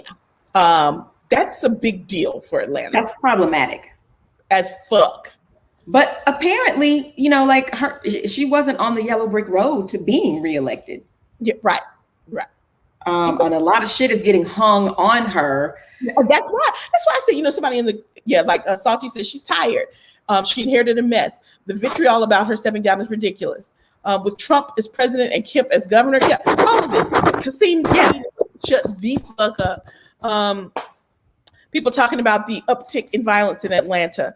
There's an uptick in violence in Atlanta, and nobody's disagreeing with that. But there's an uptick in violence in the world, a lot of it which has been committed by people who are emboldened by our previous president. I mean, it's just, we just got to have somebody to blame. We got to be able to point a finger without, and it's the same thing. She's inheriting a mess in the way that Obama inherited a mess. Now, I'm not saying she's Obama, but I'm just saying you have to understand that I can't come in and snap a finger and everything's going to be great. We have to do work. And I think she was just at the point where, you know what? Y'all don't deserve me. I can't keep doing it. I can't do it. Right. I can't keep doing this for y'all. Sun moved. Right. Also, there's definitely an uptick in violence in Atlanta, and she ain't the top cop. Did you reelect your sheriff? Therein lies your problem. Boom. Yeah. And you know, the things that people are blaming her for. So you know, recently the cop who shot Rayshard Brooks was reinstated. And I was talking about this yesterday with my sisters, you know, about the things that have happened on her watch. So, you know, the cops that snatched those kids out of the car and tased the fuck out of them last summer. That she tried to fire, got their jobs back. So at the same time that they're letting her know she's not the top cop, they're blaming her for, you know, these cops still having jobs. And I'm like, she's not the top cop. Right. She tried it and y'all were like, no, that's not your lane. And so, Yes, exactly. Just like what you say with Rayshard Brooks, you know, they're saying he didn't get his due process. And she was the one who was like, some shit has to be done today. Not just because he was in the wrong, but because us not doing something is endangering, is a danger to our city. The city is on fire right now. We got to and then they're like, oh, you're being hyperbolic and you're being negative and you're being, so, I mean, it was an interesting time for her to be mayor. No one saw any of this coming. No. Right. And at what point does one get to say, I'm not doing this. Right. Right. And so I have this conversation with Hubs all the time in a different arena about like Deborah Burks and, you know, these people who claim that they had to stick around. They had to do something. They had to be the person in the room. But I'm like, but you didn't do anything with it. Right. So you should have stepped down. These people should have stepped down because you weren't even trying. When that man stood up there and told us to drink bleach, you were like, oh, you know, but here's Keisha, who is like, I tried to do all the things, you know, oh, you only come on TV when something happens. Well, that's actually the only time you should be hearing from the mayor. Actually, most people should only be able to name the mayor. People should not feel like they have a relationship with the mayor. Right. So she should be busy executing the business of Atlanta and, you know, balancing budgets and, you know, approving and doing all of this and not trying to be a TV personality. Yes. Not having it thrust upon her. Accused her of during the pandemic. Well, like the pandemic's over, but when everything was shut down, and she was like, "Put on your damn mask, go home, and you know, calm the fuck down. Stay the fuck out of Atlanta. We don't need you. We don't want you here. Like we got our own problems, and y'all just be out." I mean, so it's like it's a situation. I can't win. Yeah. So if I can't win, I'm gonna not win over here doing some other shit that's not going to kill me prematurely. Yeah, like Dina said, I chose me. I choose me, basically. I choose me. She was trying to do the things, yes. Because Kemp was doing nothing. She had to step up to at least protect the city. That part. I love you in the room where it happens, not doing anything but clipping your toenails. And eating them probably. Right. Oh no. Okay. Whew. Y'all. That was a positive segment. We tried to keep it positive. But we always say the last story has to be the segue into the descent into the seventh ring of hell. Have you watched last night's episode of Black Lady Sketch Show yet? No, don't tell me. Don't tell me. I won't tell you, but there's a line. And when you hear it, you will appreciate it. Give more coffee. That's smart decision. No, I should have done. This is where it gets troublesome. I know. Okay, they tried it. Y'all know the segment where we can't even pretend to be positive in this segment because they trying it constantly trying it. And in some ways, they're just not trying anymore. Yeah. They're trying it while simultaneously not trying. They're not trying to pretend anymore. Correct. Yeah, that was what Court said to this morning. He was just like, they just out here not giving a fuck. They don't give a single solitary fuck about optics, about intelligence, about, you know, you're literally just spewing words at this juncture. Yeah. So go ahead. We'll start with something in the grand scheme of things. We're like hovering over the seventh ring. Yeah. Because this is not good news. This is not atypical, but it's worth mentioning that the NFL draft just happened. And as one would suspect, a lot of Black people got drafted. They got jobs. They're, you know, cool. I watched the first round because I kind of got sucked into this Justin Fields situation. So for those of you who don't know, Justin Fields is a quarterback. He started out at the University of Georgia. He's from Kennesaw, I think is where his family lives. If it's not Kennesaw, it's Duluth, but, you know, somewhere close by.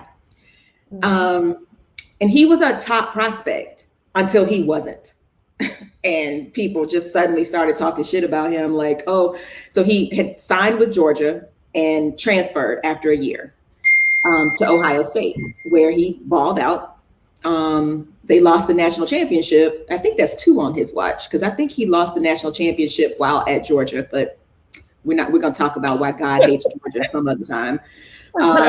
Because I don't understand. I mean, the state of Georgia, not just Georgia. But yeah, they were doing Justin dirty as fuck. Like, he should have left.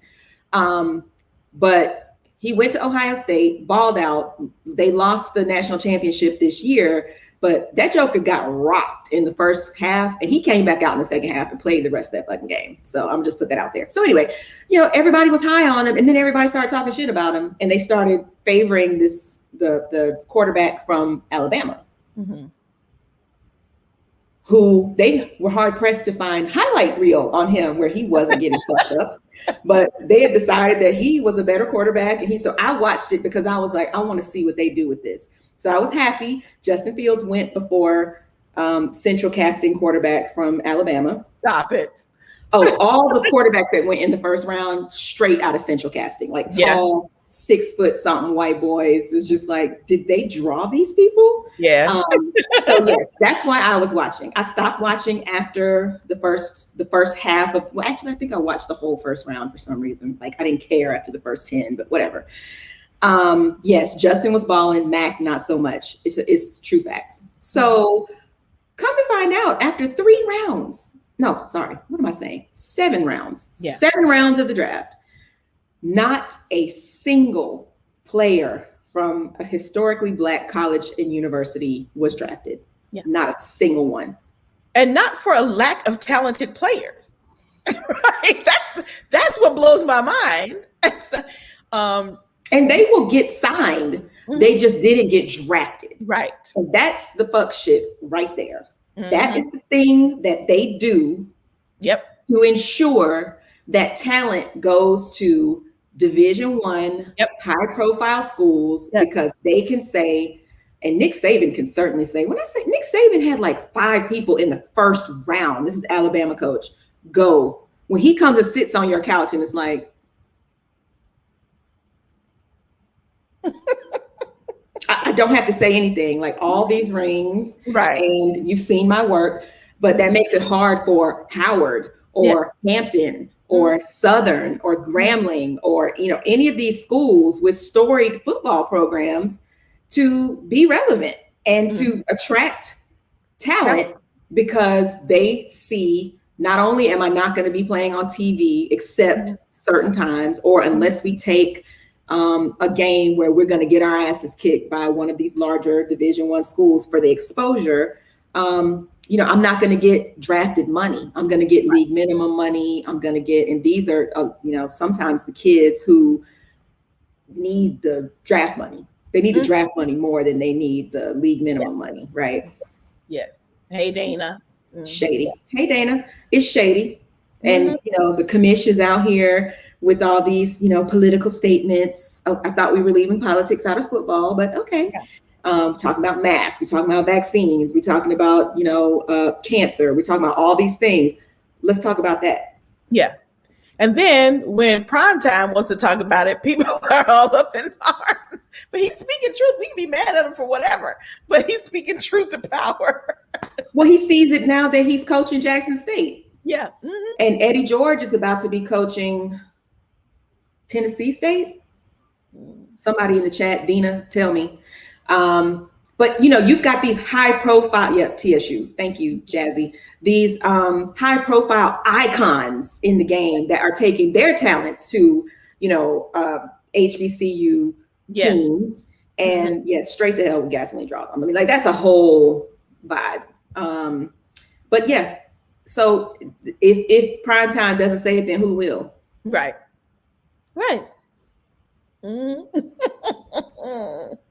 Shady. Yes. I'm gonna let you talk about the next one, because and I'm gonna tell you what this one is. I had to talk to my child, because your offspring. I had to talk to my offspring, because I was like, wait a minute, Jake Paul, Logan Paul, which one is which? Okay. So if y'all have been watching the news, you know that on June 6th, it was originally slated for February, but on June 6th, Mayweather, for some reason, well, we know what the reason is doing an exhibition fight with Logan Paul. Logan or Jake? No, he's doing the exhibition with Logan. Jake is Logan's brother, who has actually done some fights. And Jake is the one who snatched Mayweather's hat the other day at an event that was a promotion for his fight with Logan. Girl, it's So, okay, first of all, who is Logan Paul? They're both, Jake and Logan, are YouTube celebrities. Did Logan like steal some shit? Like, isn't Logan kind of nefarious? Well, actually, Jake is also nefarious. Jake was on Disney at some point years ago, but he got into some trouble. And I don't want to speak too deeply on this because Colby was explaining to me something about Japanese Suicide Squad. I don't know. Oh yes. He took pictures of the suicide forest over in Japan. Yes, so Jake did that, and so he's been kind of laying low since that. Laying low. That's what we're calling all of these shenanigans. Right, all of these shenanigans. But Mayweather's fighting. He looks like, okay, somebody took a screen cap and made it black and white of when they were arguing. Now all close up, they said, I'm gonna tell these people this was the civil rights movement, that this was Bloody Sunday. And I was like, it was believable if you look, but anyway. So Logan Paul looking like a vagrant. Yeah, Jake fought Nate Robinson and knocked him smooth out a couple of months ago. He's had a couple of fights where he's done pretty well. So people are like, okay, but that's not the one he's fighting. He's fighting Logan, who is 25 years old, who has 50 pounds and about a half a foot on Mayweather. And so I guess he thinks that's going to mean something. Okay. But, somebody in some op-ed I was reading was like, okay, so who wins? And we're like, Mayweather. No one wins. We all lose. First of all, if Mayweather is stepping to the ring, there is big money involved. Gitas. Yeah. Mayweather wins. Both of the Pauls win because it's high drama. Exactly, Jesse. All the pay-per-view people win. The viewers lose because that shit's gonna last 30 seconds. And they're not getting none of my money. None. Hear me? So, I mean, the question is, people are asking. Yes, it's a great white hype movie. Yes. So people are asking now, what about legitimate bouts? Do we have legitimate bouts anymore? Are they all just these, they're like circuses? Yeah, nobody wants to watch pugilism anymore. Which is crazy, because I always thought, why the fuck are we watching people beat the fuck out of each other? But yeah, so now it's turned into it's a circus. It's a whole sideshow now. And, it's doing what it's supposed to do right now. People are very excited about it. People are paying big money for it. And these dudes are making big money off of it. Listen, I got to come up with a better way to make money. I can't be taking punches to the face and the body and by a champion. Yeah, I'm not letting anybody punch me. I'm not letting Mayweather punch me. No, not somebody with some fucking skill. Yeah, no, not happening at any time ever. No. I can't watch UFC. Well, that's the thing. The type of boxing that I like is the knock the fuck out, like knock somebody out. I do not want to see 13 rounds of people punching each other and, dancing around and, getting tied up. And, I don't want to see that. I want somebody to get knocked the fuck out. That's it. Yeah. So I'm not the target audience. I'm more the target audience for UFC because it's 3 rounds, it's short, but it's so bloody. And it's so, just, it looks like a street fight. For all, you know what I'm saying? And it's just like, I don't want to hear that. I don't want to hear bone on bone. I don't want to hear people. Well, Jake, the brother who he's not fighting, actually did some MMA too. Mm-hmm. It's ridiculous. I don't understand the whole, I can hear my husband's phone with me talking. But I'm not here for it at all. But apparently a lot of people are. I wonder how long this trend is going to last of these, circus exhibition fights. Until we go back to in-person working. Yeah. Until we have shit to do. Yeah, I guess. I mean, some people clearly have too much time on their hands. Yes. I watch Netflix with the time on my hands. I don't figure out ways to get my ass whipped for money. Yeah, and I'm a 25-year-old dude who's about to get my ass beat by a 43-year-old man on television, and no, that's like child abuse. It's child abuse. I'm good. But somebody, Salty was saying, I don't like what they have to do, all that extreme weight loss in UFC. Well, speaking of extreme weight loss, thank you for the segue, Salty. Great segue. Have y'all seen the Big Willie challenge? I don't know if all of y'all saw Will Smith posted the picture of himself in his drawers. And with his pose, he's like, with his belly out. And he's like, I am in the worst shape of my life. And honestly, the worst shape of his life is better than a lot of people's shape has ever been. But yes, he has the dad body. He's Will Smith. He's like, whatever, because we all know that he can be right again in 3 months. because that will become your job. Right. But so basically he said he was gonna get back into better shape than he's ever been in. He's gonna document it.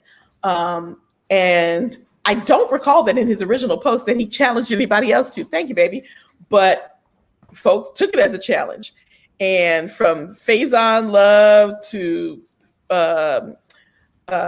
Anthony Anderson to Flex Alexander, just Black men of our age in Hollywood have all taken up the challenge. And right, he will literally look like he did an I Am Legend on Monday.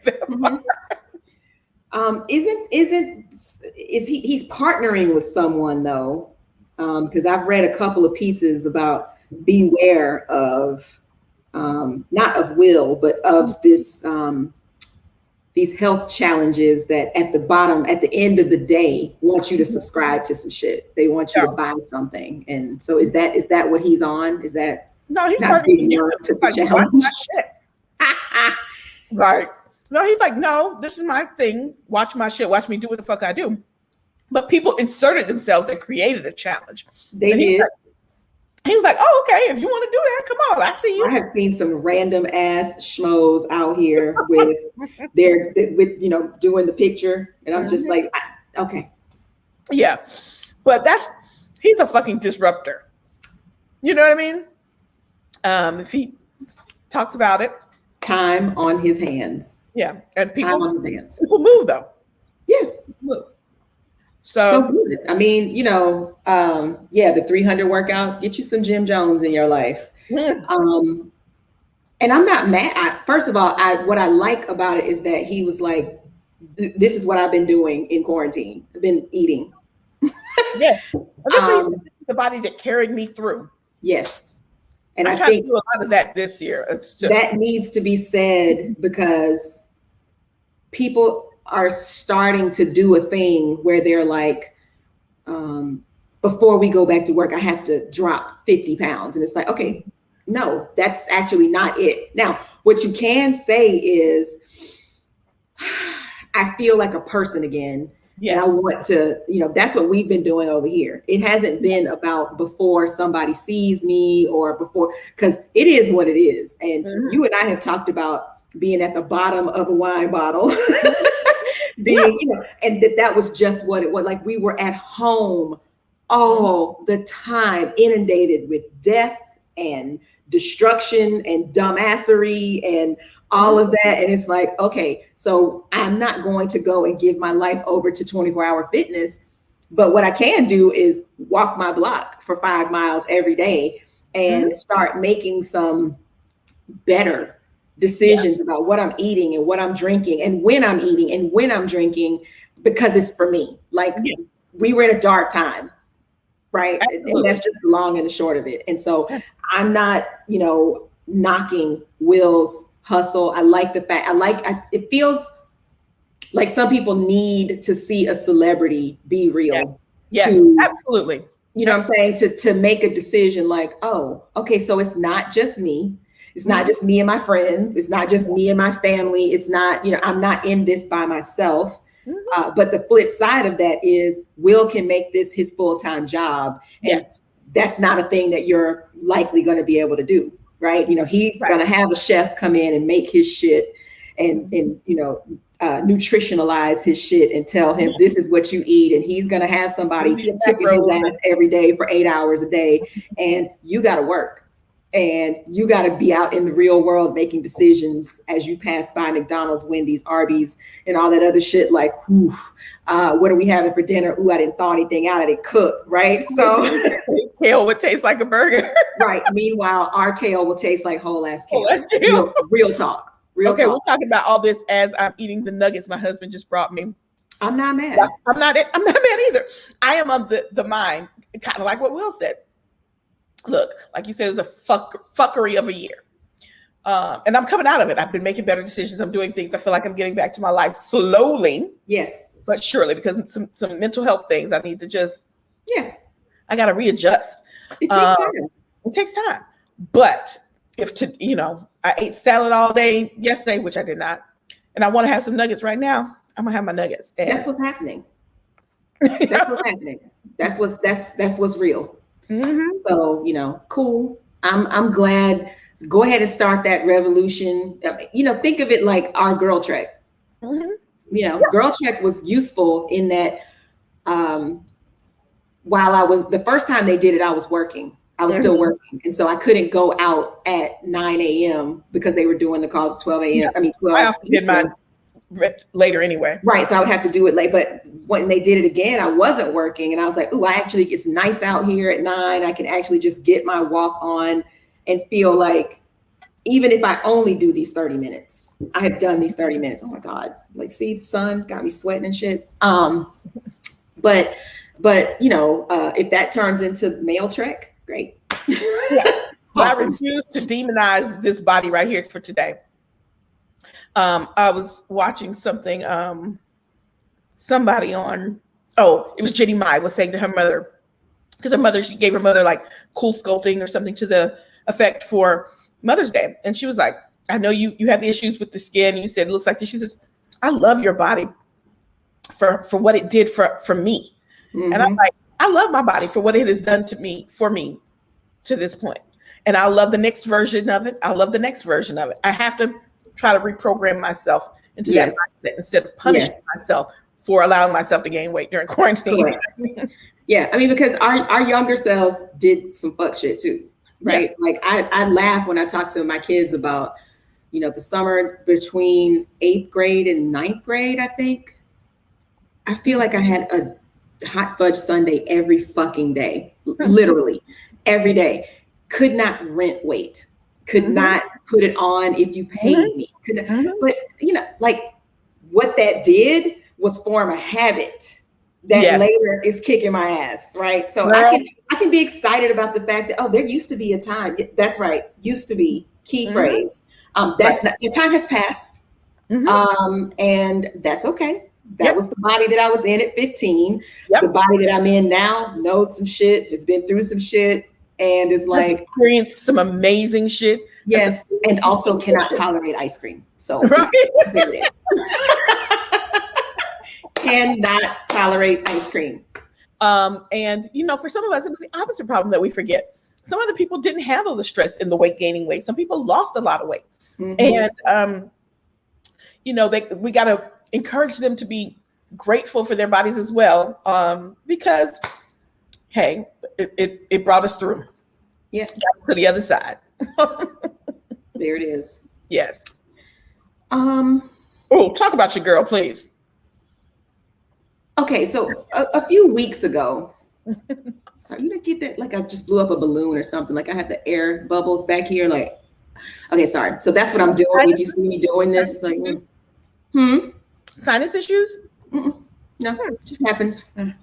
Okay, so anyway, we talked about the female mayors, the Black women mayors, and how we were going to have a conversation for you. Right. We were going to have a conversation about all skin folk not being kinfolk. Now, I'm not saying the mayor of DC is not kinfolk. Howsoever. But she has decided that you can have an in-person wedding in DC. You absolutely can do that. Mm-hmm. You're welcome. Yes, that's welcome. What she's saying, you're welcome. But you cannot stand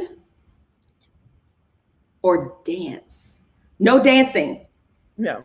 So we're back in Footloose? Yeah, pretty much. Because she's like, But she's like, you need to basically change your perspective and not stop looking at it like you can't dance. You need to look at it like you can have a wedding. Yeah.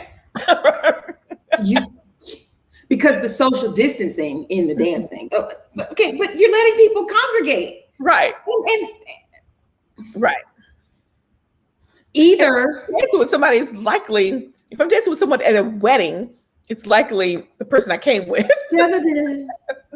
Maybe even a person that I live with, sleep with, or, you know, am sleeping with, or I didn't pluck somebody off the subway on my way here because this is not a romance novel and say, hey, come with me to this wedding. I need a date to a wedding. Can you pretend to be my boyfriend? Now, I mean, and that's my shit. Like, I love stories like this, right? Those are the meet cutes that I can get with. But that is exactly what they are. It's a fucking meet cute. That's not real life. Weddings, we all know. You're not dragging a random one-off to a wedding because everybody knows. No. Oh, where you bring the jump off. No, right. No. Dancing. Jazzy friend had to change her wedding venue in New Jersey because the venue said she couldn't allow dancing. Ugh. That's some bullshit. Right. So yeah, then that's how you know they're not opening it up because it's safe, but for the money. And the things that you're choosing to legislate, let me tell you something. And Salty lives in, you know, my vicinity. Yes. My block doesn't look like a pandemic happened. Really? My block does not look like that. I was out yesterday walking in like the downtown area of where I live. When I tell you, really, they took if you've been vaccinated, you don't have to wear masks, which is laughable to me because motherfuckers were not wearing masks before outside, but they're like, oh, you don't have to wear a mask outside. Cool. All you've done is given people a reason to be outside, barefaced in other people's faces. You can tell, like, most of the restaurants are still operating at reduced capacity for inside. But that reduction is vague as fuck. Like, they're not required. I think we have too many people in here. You know what I'm saying? They're not clicking like, okay, there's 100 people in here and that's 70%. They're like, is that even required anymore? Is it even required anymore though for them to operate at diminished capacity? Well, we're not open until June 15th. But yeah, no, there's not the police that are going around and making sure anymore. There's gyms and things like that are still having their classes outside because it's fucking California. Like, we can do that. The chances of rain, nil. But these smaller venues, like the downtown area of where I live, they are popping inside. I mean, even when I was in, Atlanta a couple of weeks ago, me and Jazzy went to Houston's. It was reduced capacity for sure. Like, they told us to eat in the dining room was going to be a whole ass wait or whatever. But that place was crawling with people. Yeah. And the only reason that my skin was not also crawling is because I have been vaccinated. But, we were looking around like, and, they had spacing at the bar and all, which is where we sat. But it was still like people walking up on us, barefaced, trying to have conversations. It's like, okay, what the fuck? No. Yeah. Oh, a lady touched you? Yes, old white lady. She was like, who's buying the drinks here? And she just started talking, but she started by touching her on her arm and I was like, and see, I didn't like that shit before because I don't know you. Don't touch me. But yeah. Wow. Yeah. But her husband had a mask on.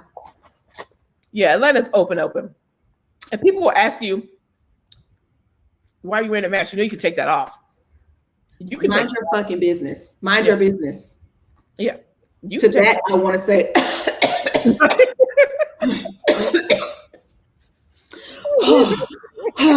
what now? What was the question? That's what I want. Why do I have a mask on? Because mind your fucking business. That's why. Absolutely. No dancing. All right. Now we're not hovering over the seventh ring anymore. We are deep within it. We're deep. We're sitting down. It's hot. Your feet are hot right now. I hate this story and I love this story at the same time. Mm-hmm. Some Army trainee in South Carolina hijacked a bus full of kids. When I tell you he had to let them kids go. Last nerve. They were asking questions, getting on his last remaining nerve. Oh my gosh. He had to let them kids off that fucking bus. So, okay. So I love the fact that they were exactly who they are. They were like, okay, so the kids was out there kidding. Okay, they were out there kidding. Okay, so first of all, he had been in the Army like 3 weeks, and he was like, "Yeah, this ain't for me." And he's from New Jersey. And yes, that is what happened. He was on the base in Fort Jackson, which I think is in South Carolina. Mm-hmm. And he was like, "Yeah, I'm done with this." He's like, so he took an empty rifle and tried to go around. I don't know what he was trying to do, but whatever it was, he couldn't do. So he decided to. He saw a bus stop. Got and told the driver he did not want to hurt the kids, but he just needed to get back to home. I don't know how he thought the bus, but whatever. Maybe it was the closest thing. Maybe it was one of these, oh, you know what? I'm taking this fucking bus. Yes. So the kids all came up to the front of the bus. They started asking questions, and he was like, "No, I'm not gonna be able to do this." Yeah, like Jabria. Jabria was all up in there. No, he was like, "I can't." Hey, where you taking us? No, we are not. He was like, "Nah." Where's Mr. Bob? He was like, "I give up." Yes, I love it. I can't do it. It's like, I can't do it. But doing what the fuck you do. Shout out when keeping it real goes right. Yes, absolutely. Like, what happened to Mr. Bob? Like, he always comes on and he sings. He lets us listen to the radio. No, not that station. What song you don't want to hear? Yeah. So can you put it on? And also and he was like, where we going? You stole this bus. Where you live? Yeah. What's your name? Why you got them fatigues on? You finna Star Wars some shit? Yep, nope. They ended that one right there. So shout out to kids. South Carolina got issues. They just reinstituted the fucking firing squad. I know. Because this was like next level fuckery. They're running out of lethal injection meds. So they have decided to reinstate the firing squad as an option. Mm-hmm. I don't know if y'all know this, but there was a time when if you were given the death penalty, you were able to say how you wanted to die. I'm sorry. I'm still cackling in the comments. I know. The comments are off the... They hopped on 587 and tried to ride. Yes. Is it heavy? What is that? Is it loaded? Can I touch it? How tall are you? What's your middle name? My parents? My daddy was at Fort Jackson. What's your name? What's your name? Oh, shit. Yes. How old are you? Yes. Oh God. Yes. Oh boy. Not are you my dad? He was like, "That's it. That's it." Fuck this. Oh shit. I'm sorry. Anyway, in this country, in some places, when you were given the death penalty, I'm gonna let her get her shit together. Yes, firing squad, quality control engineer. Yes, Cam. Up with this bullshit, I will not put. Yes, he's like, I'll fucking go back to the base. God damn. I thought life was hard out there. I ain't never having kids. Oh shit. But the firing squad. And people used to choose that. Yeah. just take me out back, basically. But the firing squad thing is traumatic. They did away with it because of how traumatic it is. Like you have, 5 or 6 people standing there with guns. 5 of them are shooting blanks, and one of them has a bullet. Right. And they fire at your ass until you die. Like, and even the shooter doesn't know which one. Yeah. Even the shooter doesn't know. Cruel and unusual. I think that's what they call it. But see, filed back under, we just don't give a shit anymore. Right. You see how this can go wrong, right? Like lethal injection was instituted as a cruelty-free kind of like you just go to sleep. Let me eat shrimp scampi till I die. Iodine poisoning.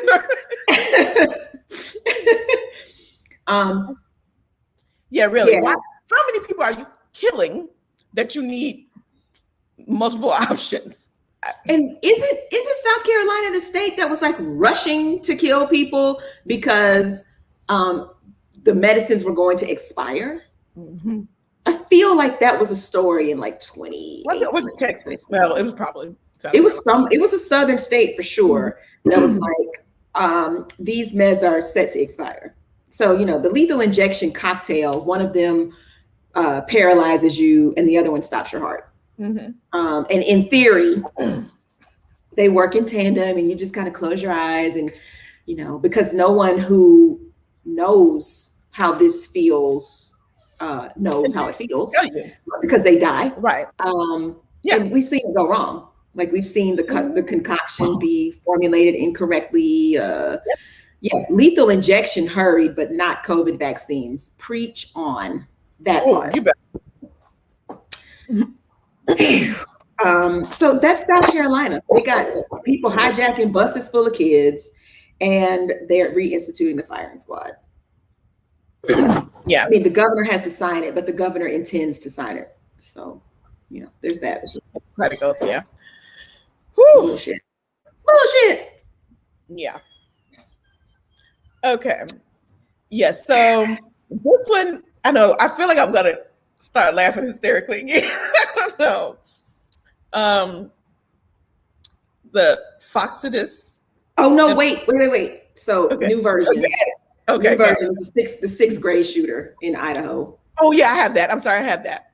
Okay. No worries. I'm not going to laugh hysterically. That's why I was like, Yeah. So Idaho, a 6th grade girl. That's what blew me away. 6th grade girl brought a handgun to school and shot 3 people before a female teacher took the gun from her and held her until Idaho stopped, until the police arrived. She shot 2 children and 1 custodian. None of them died. All of them were shot in their limbs. So first of all, how is your aim that good that you shot everybody in a limb? But yes, another shooting, this time a little girl in 6th grade. I don't know. I didn't read anything about a motive. Not that, I mean, how could you explain your motive They don't have a motive yet, and they don't know where she got the gun. Mm-hmm. I'll tell you where she got the gun. From her fucking house. Well, that's where she got the gun. It's Idaho. Right. And we don't have a picture of her yet, so she's white. Yeah. Or, not black, not brown enough to have her name and her picture floated out there. And it's Idaho. I mean, let's keep it a buck. Yeah, daddy's sock drawer. And daddy is probably elected official, or not saying that he's a state senator, but some sort of person. Like okay. That's I bet dollars to pesos on that one. So yeah, and I'm doing way too much like SVU shit right here in my head, but she had fantastic aim to shoot these 3 people, and somehow this teacher was able to de-escalate and get the gun from her and hold her. I mean, did she only have 3 bullets?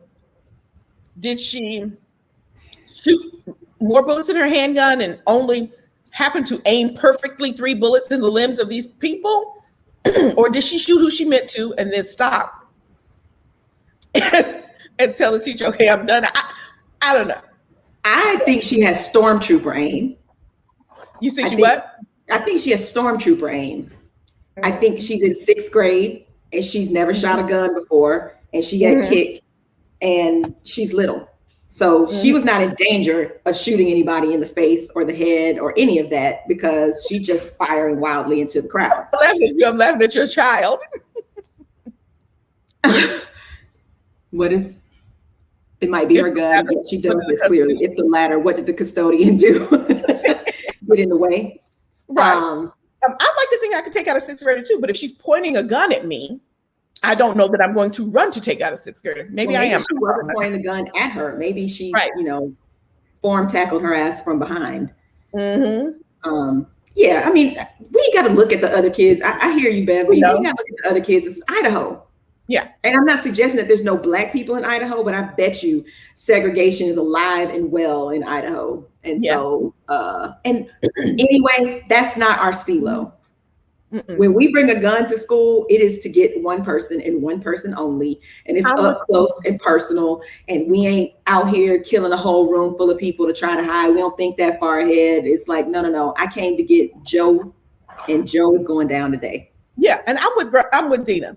I think baby girl is out in the backyard or on their property, hunting on weekends or shooting that shit on the property. Yeah. It's quite plausible. Quite plausible, quite possible. I mean, it's Idaho. We done said it 10 times. It's Idaho. That's right. It ain't shit to do anyway. She been shooting at birds and shit, and she's like, I wonder what happened. They never suspect me. And we've talked about this before. Like, it's only a matter of time before it starts being that demographic, before it starts being girls, because we don't expect that. Yeah, I'd like to know what her targets look like too. Yep, me too. They probably look like lawn jockeys. Damn. I'm just. It starts at home and it starts early. Does Idaho use social media? How come I never see anyone claim Idaho in chats and comments? Russet Potatoes would like to have a word.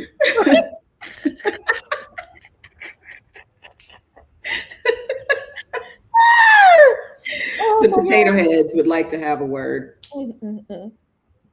Okay. That's good. Now you can talk about. I thought I was going to laugh hysterically.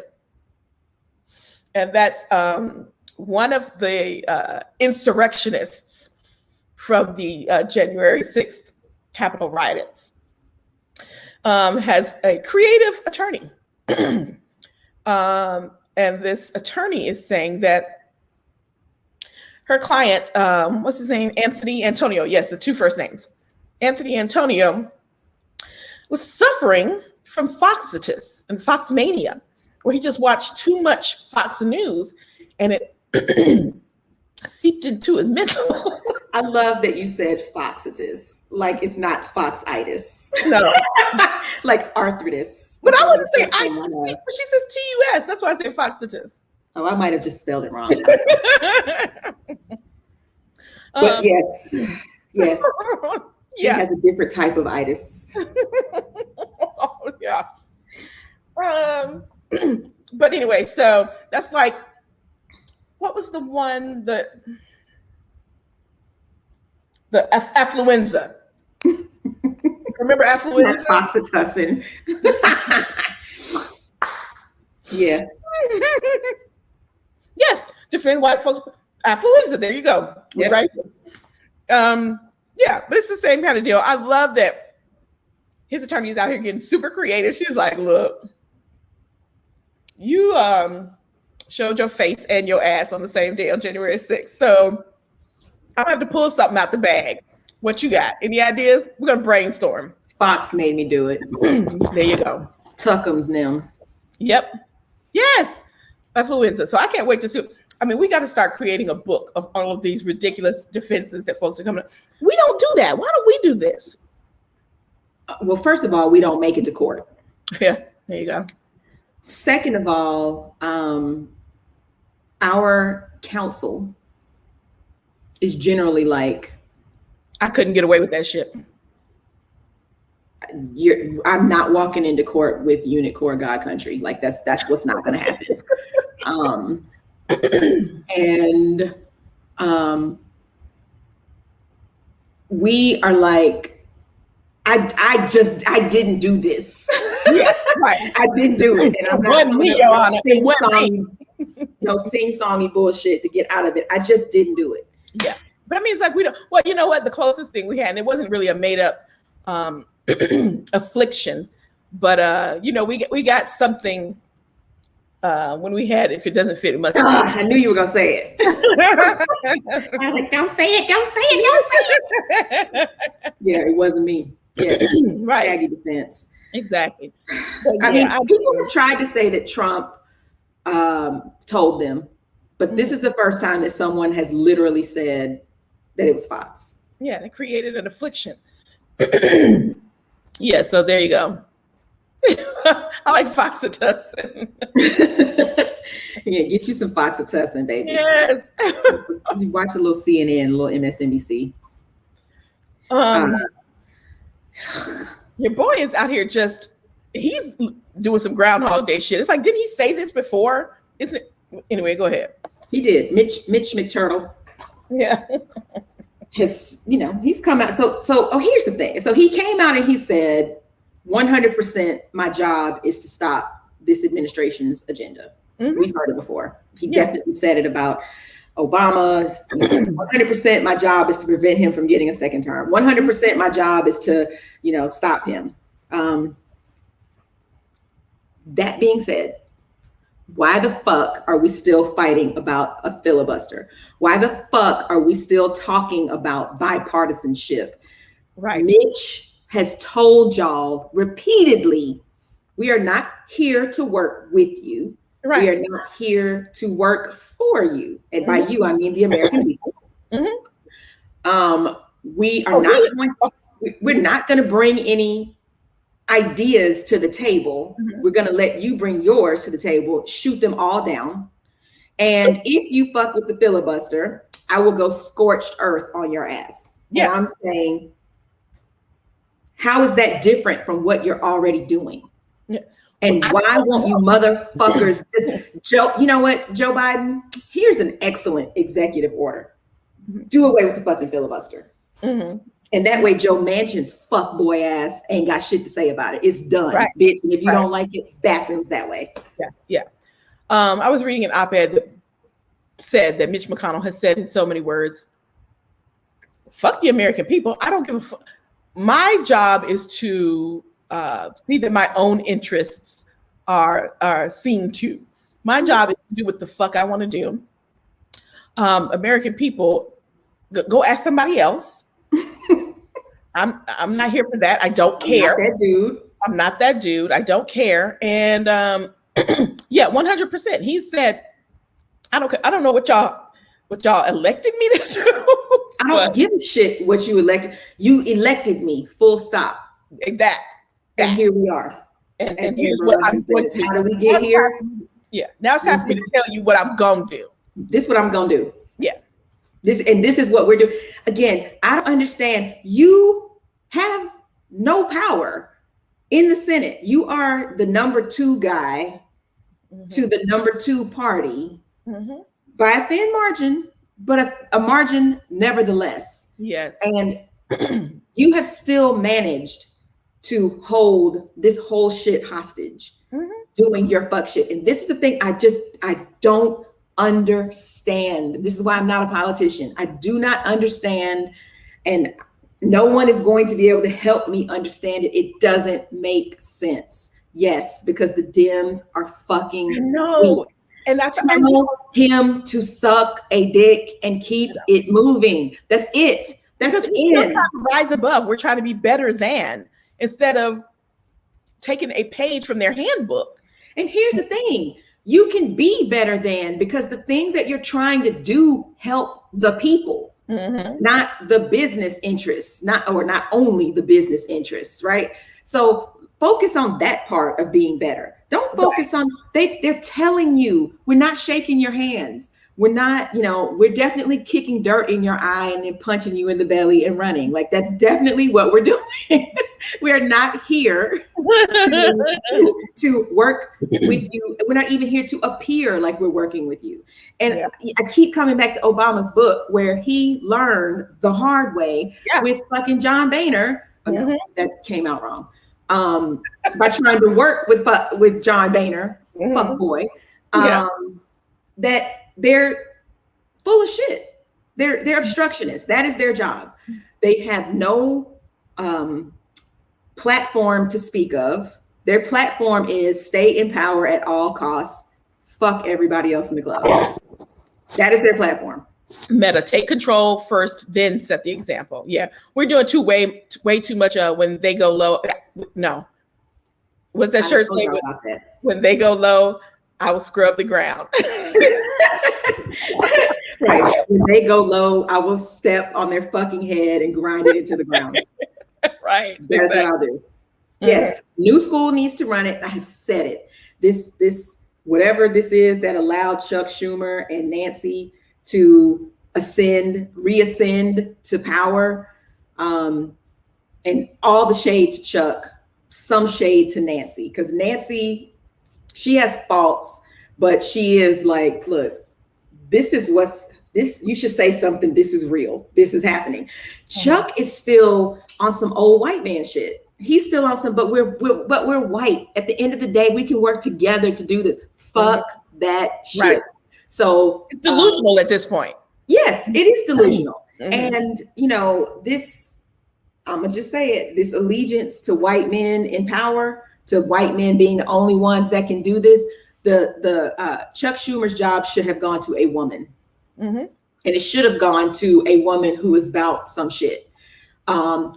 Liz Warren, for example. It could have been anybody, but somehow y'all have finagled it. So, because see, Liz Warren is not here to play with Mitch. Bitch, I owe you for censuring me when I was trying to keep Jeff Sessions' fuck ass from getting confirmed. And when you sat me down and you did, I owe you. So yeah.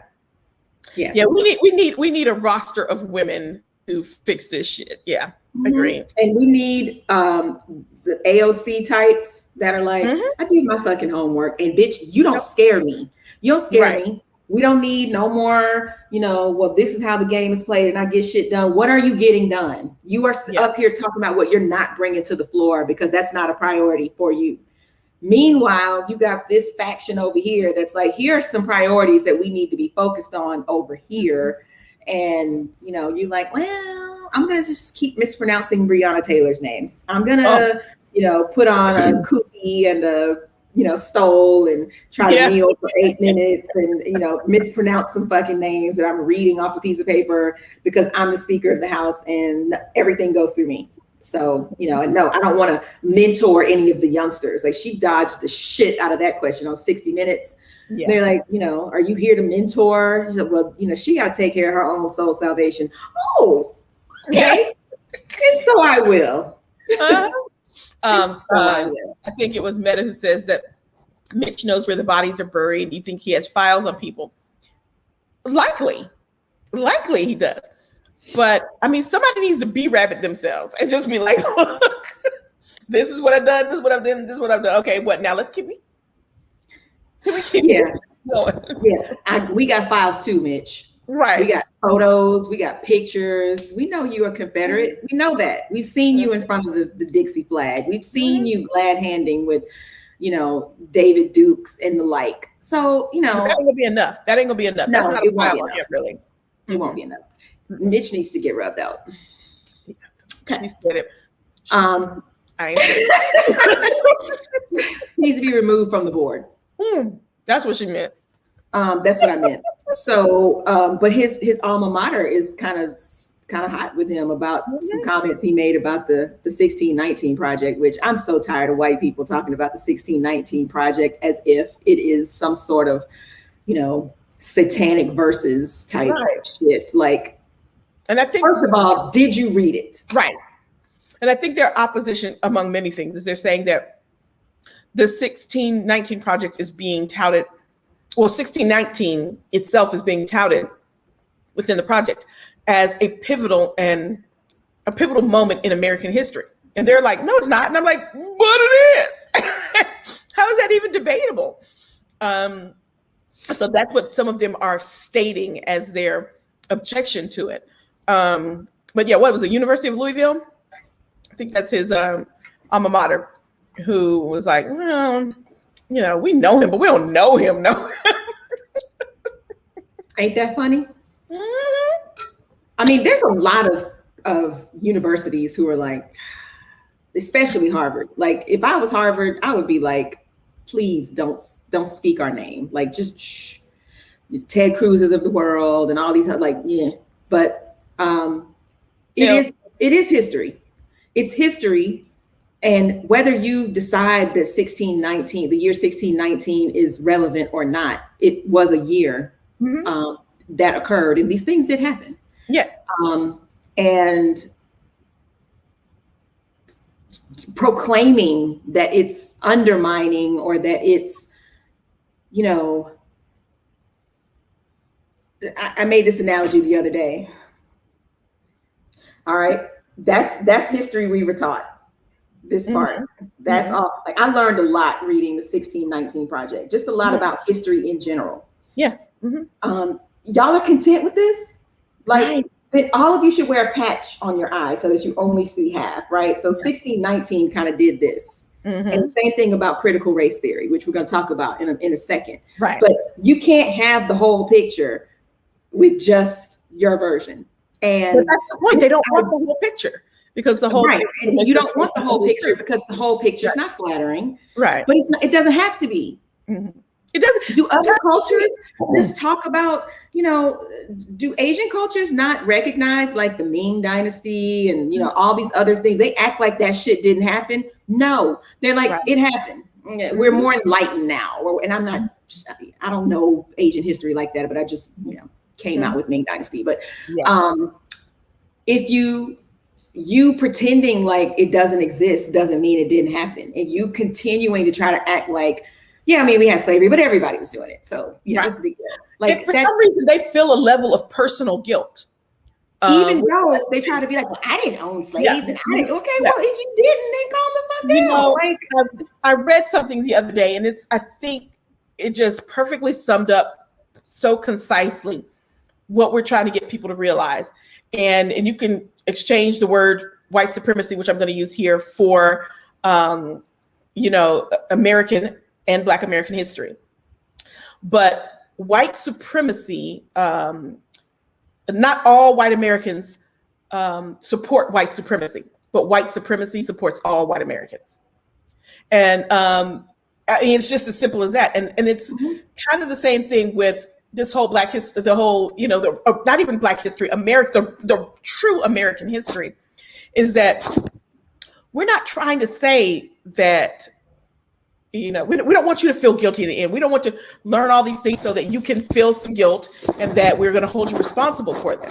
But we need you to learn all these things so we'll know that really happens. If you're feeling these feelings, that's something you have to reconcile. Right now, we're just trying to reconcile the truth. And nobody is saying that you were the ones who were out there doing what your ancestors did. We're not holding you responsible for that, but we're holding you responsible for the structures that are in place that you benefit from. Correct. Because of what your ancestors did.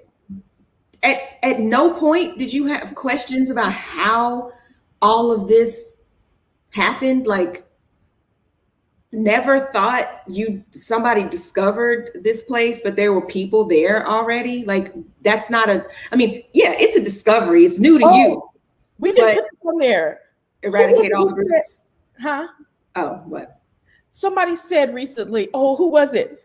Who said, yeah, you know, we talk about Christopher Columbus discovered America. I mean, no, he didn't discover it, but when he came here, I mean, there was really nothing here of worth. Oh, I think that was like Nikki Haley or somebody. No, it was a dude. Somebody in the comments. It was recently. Somebody in the comments, please tell us who it was who said that. He was like, I mean, really, there was nothing here going on when he got here. So basically, he brought anything of worth to America when he got here, whoever it was. I'm like, do you really believe that? Are you, I mean, that's what really gets me. I'm like, I don't understand if they really believe that. It was Vernon Jones? No. Because we're going to talk about him in a minute. So that was Rick Santorum. That's who it was. That completely tracks. That was legitimate rape guy, right? Yes. But yeah. But it I wonder if they really believe that. I mean, I really do. Or if that is something it's just the best way for you to cope. Well, I think you really believe it, and it's the best way for you to cope, or because it's the best way for you. It's the only way for you to cope. Yeah. You know what I mean? You could tell yourself a lie long enough, and you're like, this is what really happened. What he said. Yeah, there isn't much Native American culture in American culture. Ooh, oh, okay. What did Oprah say? Right? And it's like, dude, no, two things. No, there's not. But guess why? Y'all slaughtered them motherfuckers. But also, you made it illegal. You made their culture illegal. Right. And then also, except for the fact that we have the Chattahoochee River and we have, in Louisiana County, and what do you call all the all that shit in Louisiana? I'm like, just medicine. I mean, Manhattan. Yeah, the actual true name was Manhattan, and that was too hard for white people to say. So they like, it's Manhattan. Yeah, I mean, come on. Yeah, they believe it, and they repeat it over and over and over. Mm-hmm. And now that the GQP, the Conservative Party, whatever they're calling themselves, they just circulate these talking points. They just circulate this. So you don't really have to understand what you're espousing. You don't have to understand any of the words on the page. Just say it. Just say it. And when we talk about these politicians in a minute, yes, I coined the word politicians.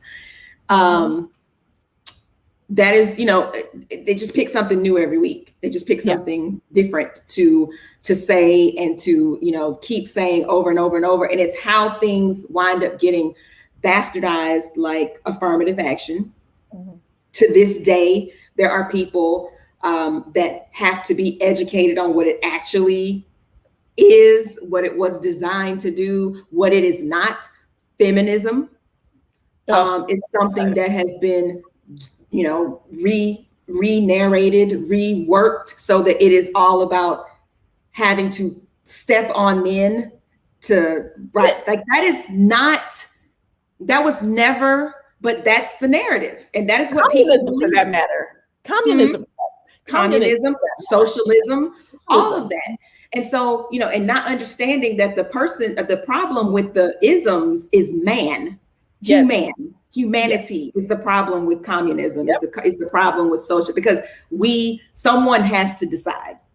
Someone has to be at the top of the power structure to make said decisions. So this whole thing, this 1619, again, you didn't read it. You didn't read it. You don't recognize yourself in any of these stories. I saw myself in quite a few of them, right? Like, which is the point, versus the history that you taught us, where I didn't see myself except as a slave, except as someone to be saved, except as someone who had nothing until you came in and wiped the crust out of my eyes and taught me a little something. And you don't want any other culture to have that. You certainly did all you could to erase it from the indigenous peoples. I was reading something the other day about how we should not be smudging unless we are native. And I was like, oh no. Yeah. Because when we came here, we knew how to farm the land already when we got here. We knew how to cure smallpox. Yeah, we knew all of everything that is because of someone who is browner than you, who is, who was backwards, who was uncivilized, I need you to put Jazzy's quote up there from 122. And in case, that one. And in case they don't clearly see it, this theory of there having been nothing before you is why you don't care what happens after you, why they don't care about climate change, and that their future generations will struggle to breathe. I'm gonna need you to just let that sit in your spirit for a minute. Yeah. Because that right there is some truth. Okay. Yeah. Mm. Mm. Yeah. So those politicians, as you call them, talk about people who work against their own interests. We talked a little bit about Caitlyn Jenner last show.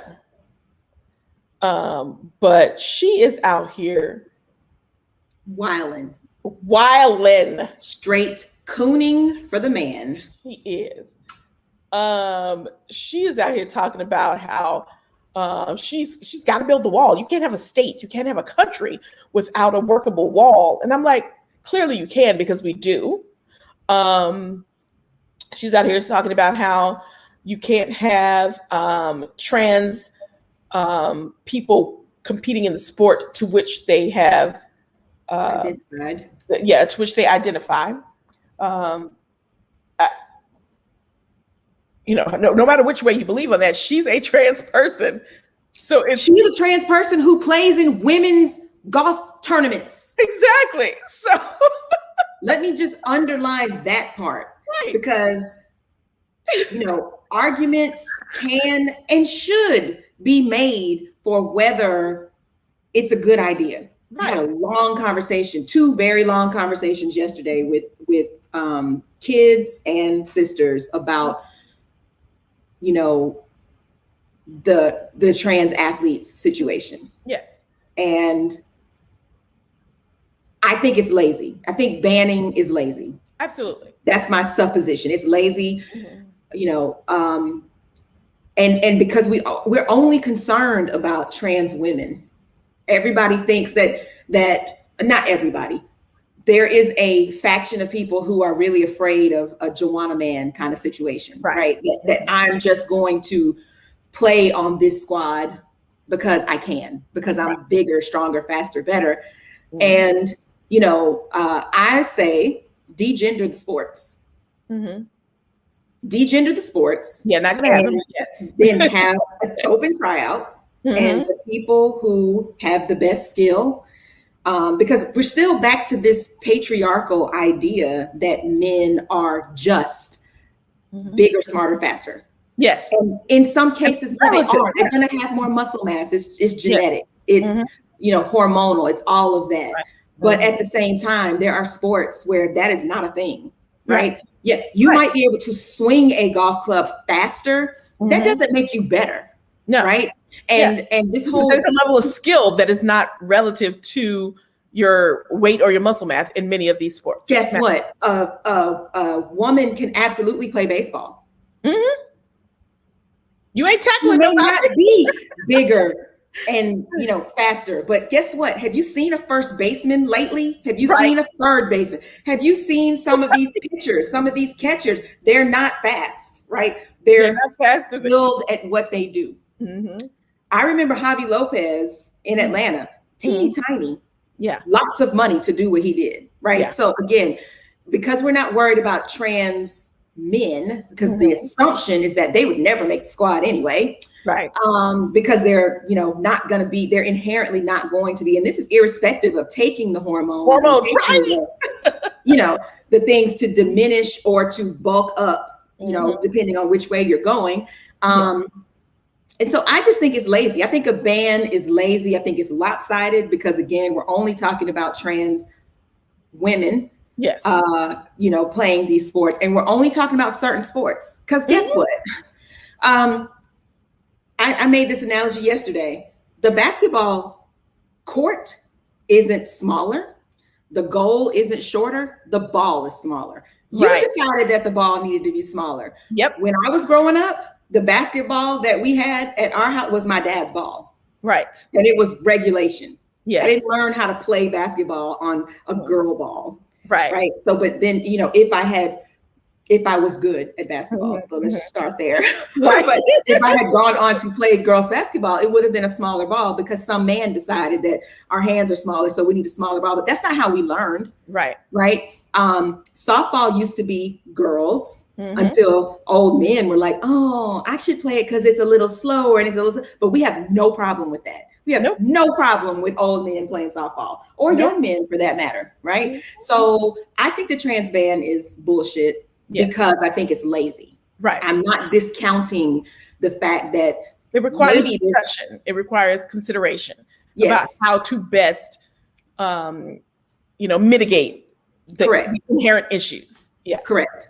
But because there's going to be some. Yes, absolutely. And it's not to be ignored that, 6'5" trans woman running track against, smaller individuals could be, an advantage.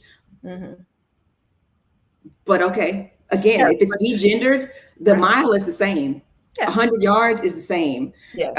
All that shit is the same. So degender it and let the best person make the squad for whatever it is you need. That could totally happen. Right. You really think we degender sports in America? Oh, hell no. No. I meant it, as far as if you degendered. Okay. No.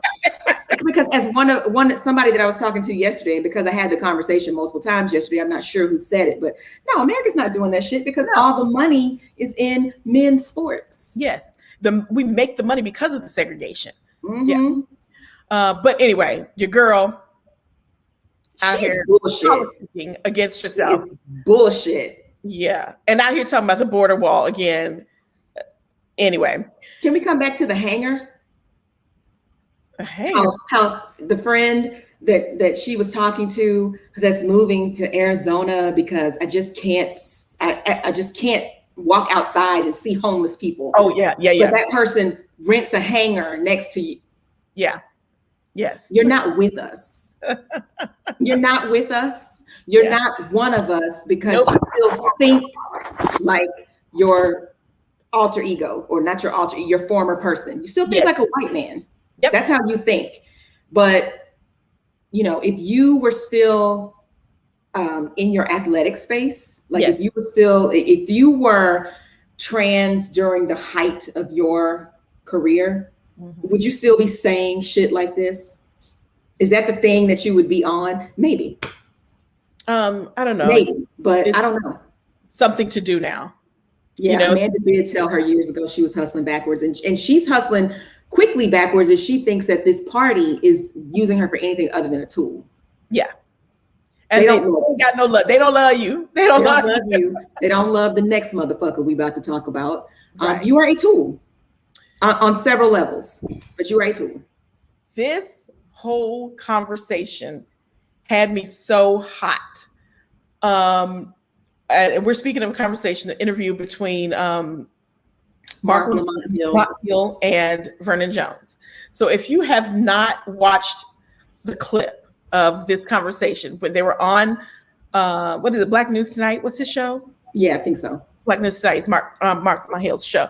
And Vernon Jones was on there and basically talking about his vow to ban critical race theory being taught in schools the minute that he's elected. Okay. Several things. So many things. Several things. Wrong. One, you are not going to be elected governor of Georgia. You are not. So let me just disabuse you of that. Yes. You're not going to be elected governor. Here's the second thing. Mark Lamont Hill showed. God bless him. He showed a Herculean amount of restraint in not hanging up on this dude or muting his microphone or saying, what the fuck are you talking about right now? 30 seconds into the interview. So basically he asks him, he says, okay, I understand what you're saying. I hear what you're saying. Tell me what it is about critical race theory that you're trying to ban. Tell me what it is. Explain to me what critical race theory is. To which Vernon Jones was like, it's not a good thing. And this is what it does. But he's like, I'm not asking you what it does. What I'm asking you is for you just to explain to me what it is. You're trying to ban it. So I want you to explain to me what it is. He was like, well, you explain to me what it is. You don't know. You don't know what it is. Michael is like, what? He started going off about how Mark doesn't know what it is because he's questioning him. I've already told you, if you can't understand it, that has nothing to do with me that you can't understand. He ain't told him nothing because he doesn't know what critical race theory is. He did not. Afro. No, he had no idea, Jazzy, with whom he was speaking. No clue. At which point he says, you don't even explain it. He said, I'm trying to explain it to you, but what I'm trying first to do is explain to you why you should know what the fuck it is. He eventually tells because Vernon Jones goes on and says, you're what did he say? You're dumber than two left shoes, or you're dumb as a something. He called him dumb for not being able to say what critical race theory is. Vernon Jones calls Mark Lamont Hill dumb for not being able to explain to him what critical race theory is, the thing that this guy over here trying to ban. This was right. Meta. You know I'm struggling right now. Yes. I am white knuckling. I want you to see how hard I'm gripping my own hand and pen to prevent using that word. Okay. Or any version of it. Right. So this is the point when we call him dumb, and he says, okay, wait a minute. What you're not going to do is come on here and call me dumb on my own show. To which Vernon replies, I didn't ask to be here. Y'all sought me out. Y'all recruited me. He was like, somebody. Yeah, he's like, I'm gonna need somebody to mute his microphone. And yeah. He muted his microphone and he proceeded to say, "What you're not gonna call me dumb on my own show." And he explained what critical race theory is, and there's value in that explanation. He needed to explain it because folks are out here trying to ban something that is not being taught in schools. Not folks. Yeah, the right. The right is out here trying to ban something that is not being taught and was never in jeopardy of being taught. Because you and I went to the same high school, yes? Yes. We took the same AP history classes and all that shit. I don't recall critical race theory. And you tell you why you don't recall critical race theory, because it's theory. These are things that are taught at the graduate level. These are things that are taught in law school, because what it is basically and I feel like I'm yelling now, I'm sorry. But no, it's fine, yell. Okay. The other thing is that the argument could actually be made that we did learn critical race theory, white race. That's what we learned. But that is what we fucking learned.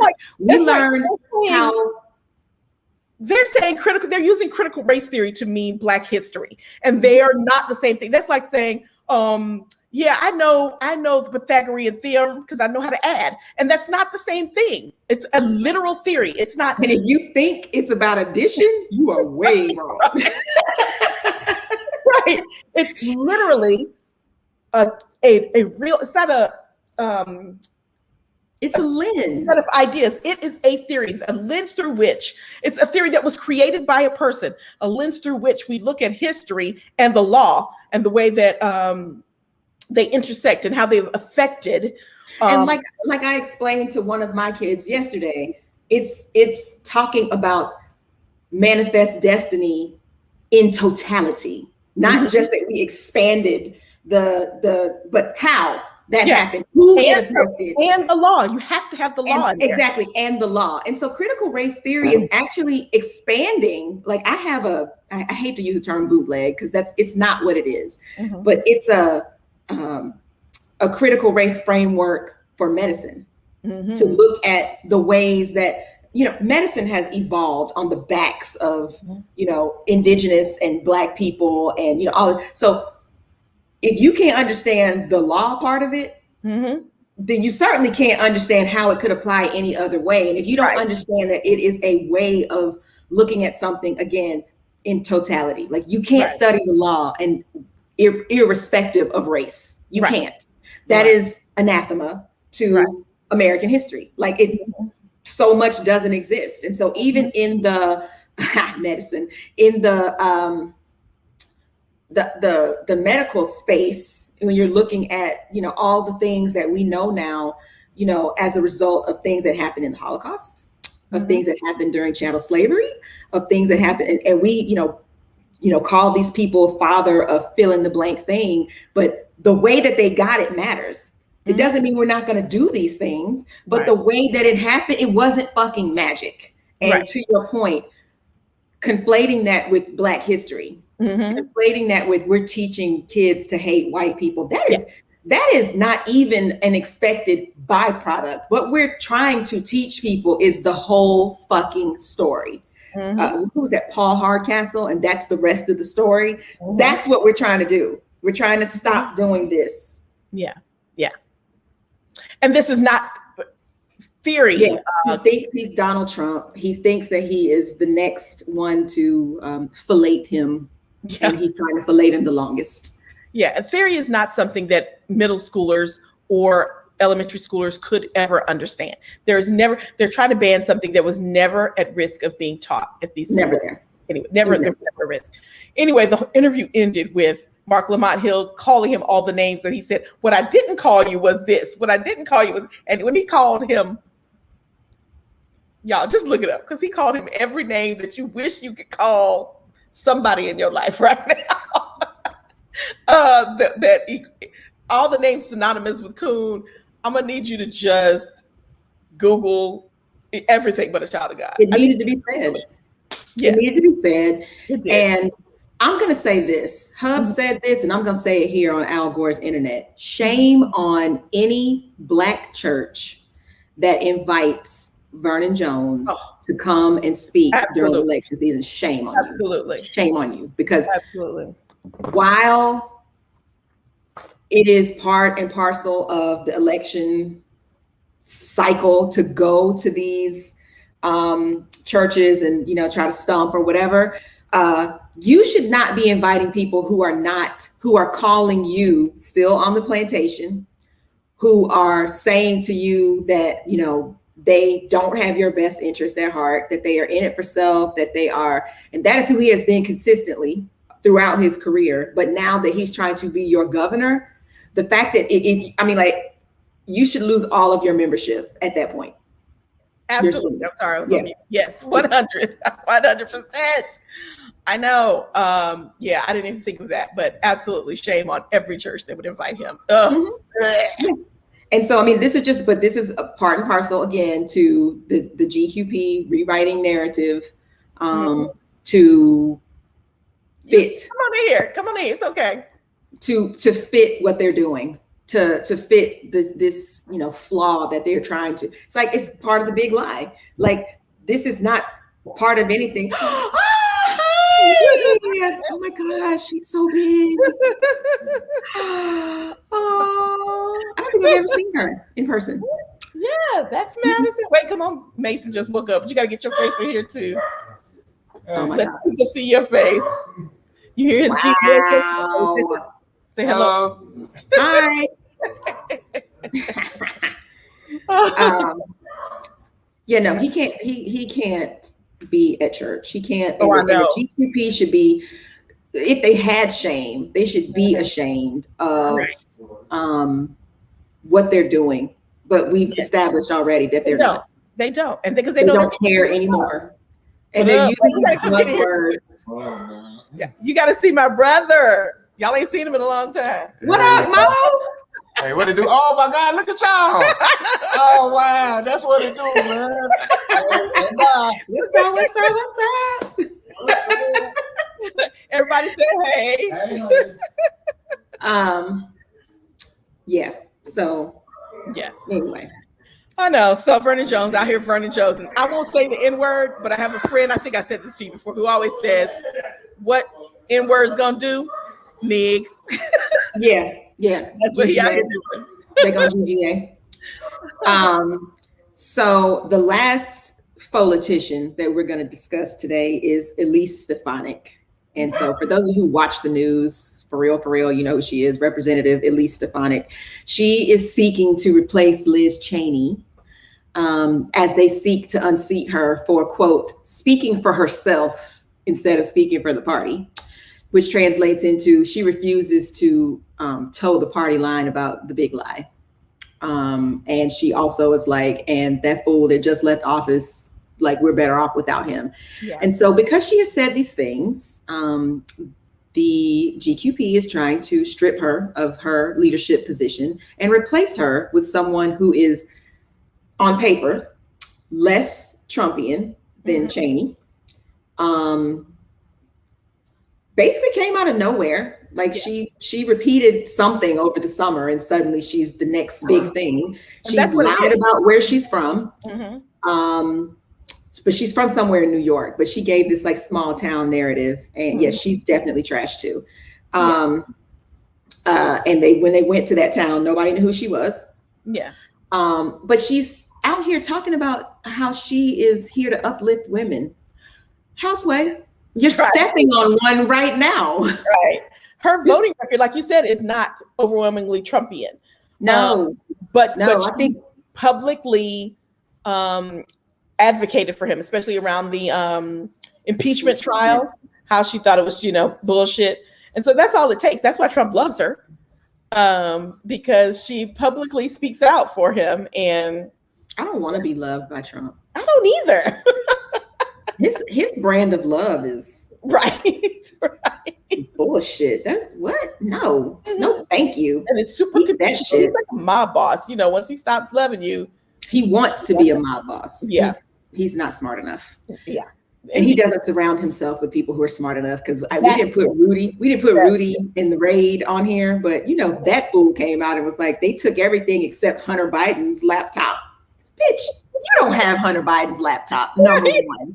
And number two, are you really trying to act like they came to get you, but they didn't want to look at Hunter Biden's laptop because they don't want you to know what's on that because ain't shit on it. But okay. Yeah, right. Have a seat. Okay. Florida continues to try to get the saw off. Yeah, I said last time that they were the penis of our country, but I'd like to add an adjective in there and say Florida's the flaccid penis of our country. Flaccid, very flaccid. Yeah. Very flaccid, and no Cialis or it can't be safe. Drugs. It's done. Cut it off. Cut it off. You're better off without it. Yeah. So in Miami, there is a private school who has decreed that if you have been vaccinated and you are a teacher, you don't have a place here because you might be carrying something that could harm the children. Yeah. Something that could be floating through your body from the vaccination that might harm the children. If you're a teacher who hasn't been vaccinated yet, hold off. And also, if you are a teacher who lies about having been vaccinated, there will be hell to pay. Yes. Florida. Y'all, what in the bizarro world anti-science bullshit is this? I don't understand. Yes. Jazzy said, huh? Yes. You heard it right. That part. You heard it right because it's confusing because it's backwards, right? That part. Yeah. Florida. Yeah. And Florida man in chief, Ron DeSantis, said, you know what? I thought it was cute what Brian did. Yeah. Signing it private. Yeah, sign it in private under a picture of a plantation. That was cool. I see you and raise you a Fox and Friends premiere. I'm going to sign my draconian voting rights bill on television on Fox and Friends. Only give access to Fox and Friends. Hence the premiere. It was a premiere. When he was called on the fact that everybody else was banned, he said, well, I was giving Fox the exclusive. It was a premiere. Yeah. It's cool. He didn't really answer. He didn't really say the reason why. He just proceeded to ban every other news outlet that wasn't Fox. Girl, apparently there was somebody standing outside when he did this. There were people like literally had their faces pressed up to the glass, other media outlets. But there were somebody standing outside near the entrance, and something I read that had a hat on that said "Make America Florida," and that might be the scariest shit I've ever heard. I know, "Make America Florida." No thanks. No thanks. Florida. Probably take Texas with you. Yeah. Parts of Cali. Parts of Georgia. Parts of Georgia, parts of Alabama, or most of Alabama. I'm gonna keep it a buck. Mississippi. sadly, and parts of Louisiana. Like, take all that back. Mm-hmm. Bye. Yeah. Bye. Yeah. Yes. Yes. Take his talents back to the Confederacy. Yes. Yes. That part. So that was Florida. Y'all, Bill and Melinda Gates are calling it quits. Yes. They announced it in identical postings. Yeah. Yes, Dana, Arizona. Bye. They're calling it quits after 27 years of marriage and 34 years of knowing each other. Yep. I did some quick math on that, and it's relevant because y'all's friend Van Lathan decided that he had to weigh in. Y'all's friend in the comments, some of y'all's friends. No, he had to weigh in on what Melinda deserved, which I have problems with language where divorce and women are concerned. Deserved sounds very subservient. It sounds like what was the checklist? What did I have to do to earn what you think I deserve? Right. So 34 years ago, Mike, that was 87. Oh, Jesus. Okay, I just had a moment. That was 87. And Microsoft was popping, but with a little p. Like little p popping, right? Like, it was like a thing. He broken from IBM and, he was doing his thizzle. 94, when they got married, he was a billionaire. Like, we were waiting on Windows 95. Like, oh shit, the new. Okay, so cool. All of these people who are out here acting like Melinda wasn't there from the beginning. That's what I was about to say. Yeah. And therefore, like, if you're telling me she got there in 2000 anything, I'm willing to hear your story about how half is not the way. I'm not even willing to hear it then because he had to maintain. Yes. It's not like he did this all by himself since they've been together. She had to help him maintain. Whatever, but I think we're adding controversy where there is none. Just because you're nosy. I don't think he was saying, I don't want her to have half. No, he wasn't. He wasn't. He's like, First of all, they announced it, and the next day there was a stock transfer for $2 billion. She's already a billionaire. Right. Why are we so worried if he's not out here trying to say she can't have half? Why are we sure they didn't have a prenup? He was never worried about that. Like, it was never a thing. And if it's true that they decided, right, then they probably have already decided on how to divide the assets. Absolutely. They have grown children. It has long been established that no one of his line will ever have to work. So I doubt they're squabbling over very generous. They are very generous with their money. It's not like he's trying to hoard shit for, they good. Yeah. And Linda went to, she had to get away from all of this. So she went and rented an island, $132,000 a night. We, like you said, we are creating controversy where there is none. But, I would love to see the checklist. I want to make sure that I'm doing all the things just in case, because, God forbid, but if it ever happens to me, y'all better not be out in these streets talking about what I deserve. Yes. There was what Jazzy was saying. I think they had been done and were living their lives, and then they were like, let's be out. We had a good run, and they'll still be hella friends. That's the vibe I get. They're just like, we're good. This didn't happen yesterday. We didn't have some big crisis happen, and then we're like, where do we go from here?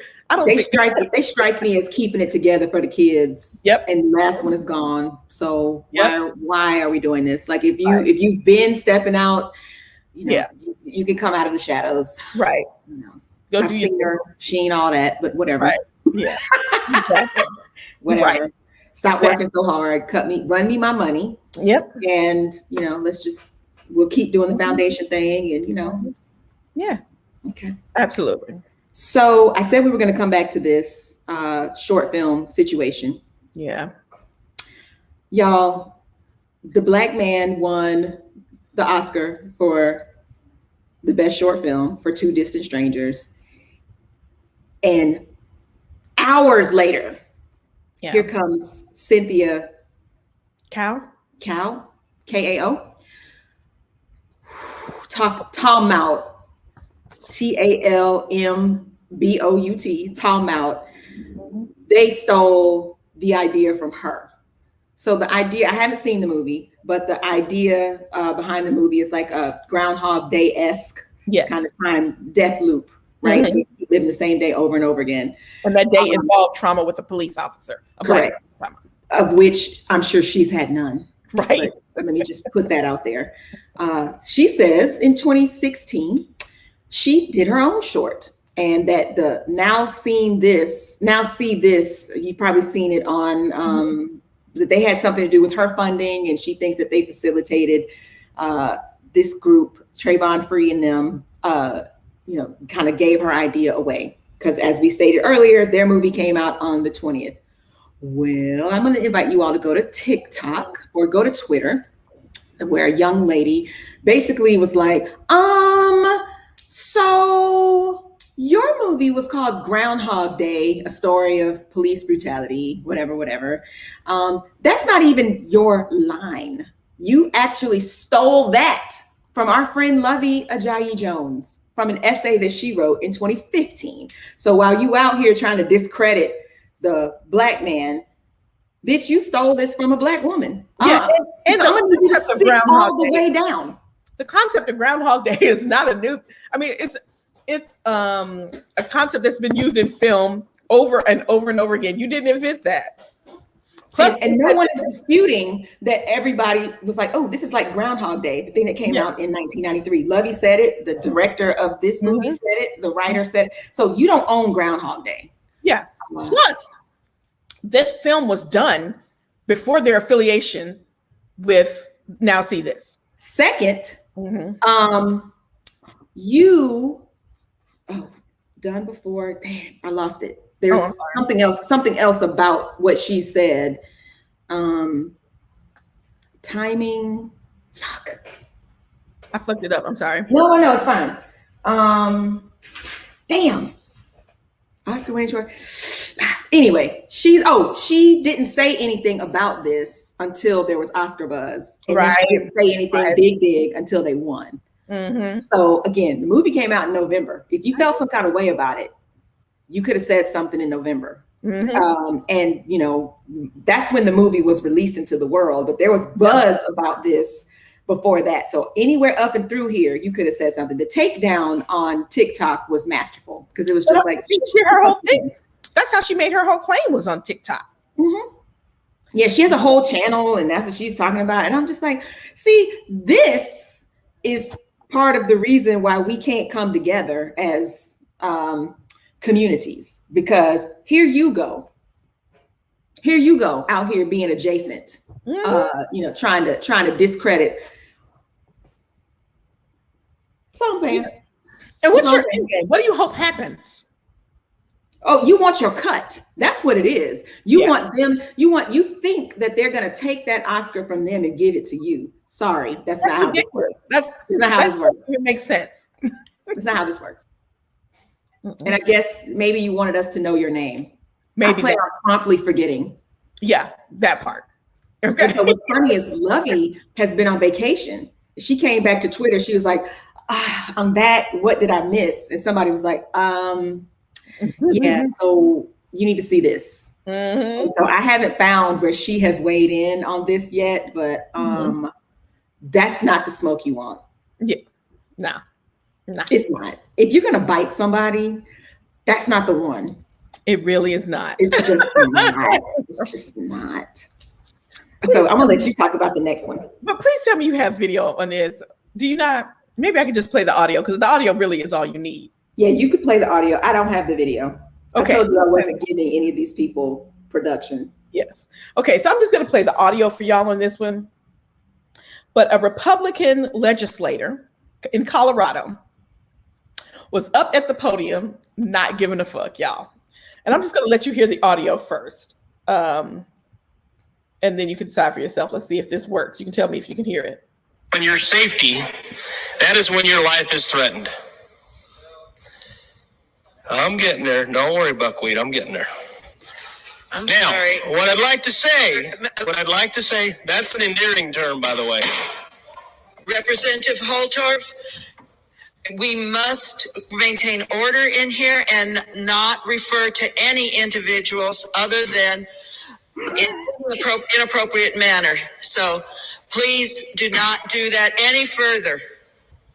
When your safety. Yeah, that's what you heard. He said Buckwheat. to his black colleague. His black colleague who lost a sibling or a child in the Aurora shooting some years back. And, you know, this whole Twofer character has been out here basically like, get over it. Buckwheat. And it's endearing. When I played this for my husband, for 30 minutes, he was packing stuff up in the kitchen. Every few minutes, he just go, buckwheat. He was so hot for a good hour. He was just like, I don't know that I could have restrained myself from choking him the fuck out at the moment he said buckwheat to me. Again, he's gonna say that's an endearing term in case y'all didn't know. To whom? To whom is that endearing? To whom? I need to know who you were talking to. They were like, oh, I love it when you call me buckwheat. Nobody. Oh, Tay. To no one is that term endearing. Who? Just balls all over the place. Huge, giant Caucasian balls these days. I mean, y'all are just, shit flying everywhere. Everywhere. The story was reported differently. Because yes, that Terry Tate office linebacker tackle, that shit is coming. Cause the fuck did you say? I'm what? Yeah. Mm-hmm. Yeah. Right. No fuck, Steven. I know. Hubs is walking over here because he heard we talking about buckwheat. Yeah. I gasped. I had read the headline, but when I heard it, I was like, it's like, I'm going to jail today. I know I'm going to jail today. Yeah, that's what DJT has done for us. He has emboldened people to say the quiet shit out loud and to be like, and like we're back there. You're supposed to like it when I say this, Negro. Yeah. It's endearing. Yes, I'm getting my Oren Ishii on for real. Like, bring your ass. It's about to go down. It's about to go down. Yes. Well, in other fuckery of people just not giving a fuck anymore, a teacher got into a heated debate with a student over LeBron's comments that we talked about last time that were completely blown out of proportion around the Ma'Khia Bryant. Is that right? I think so. The young lady that was shot and killed in the yard fight, right?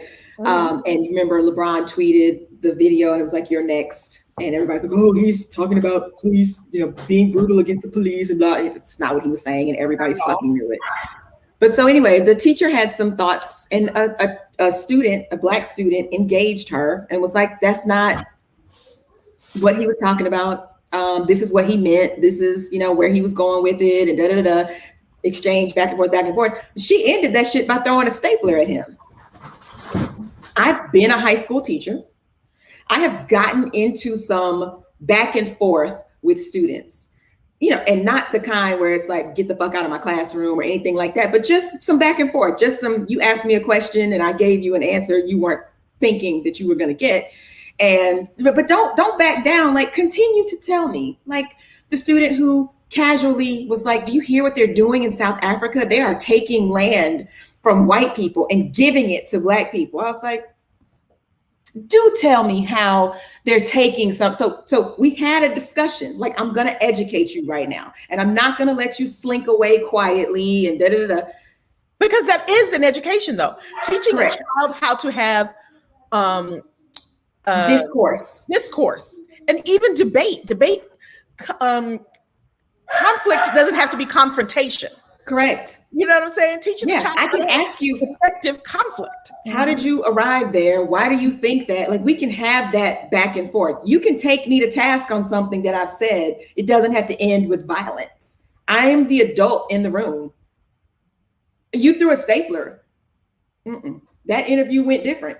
And if my child retaliated, because the student maintains, I never got disrespectful with my teacher. And there's video, even though I haven't seen it, But other students corroborate that it was just a back and forth, like no, we're not doing that.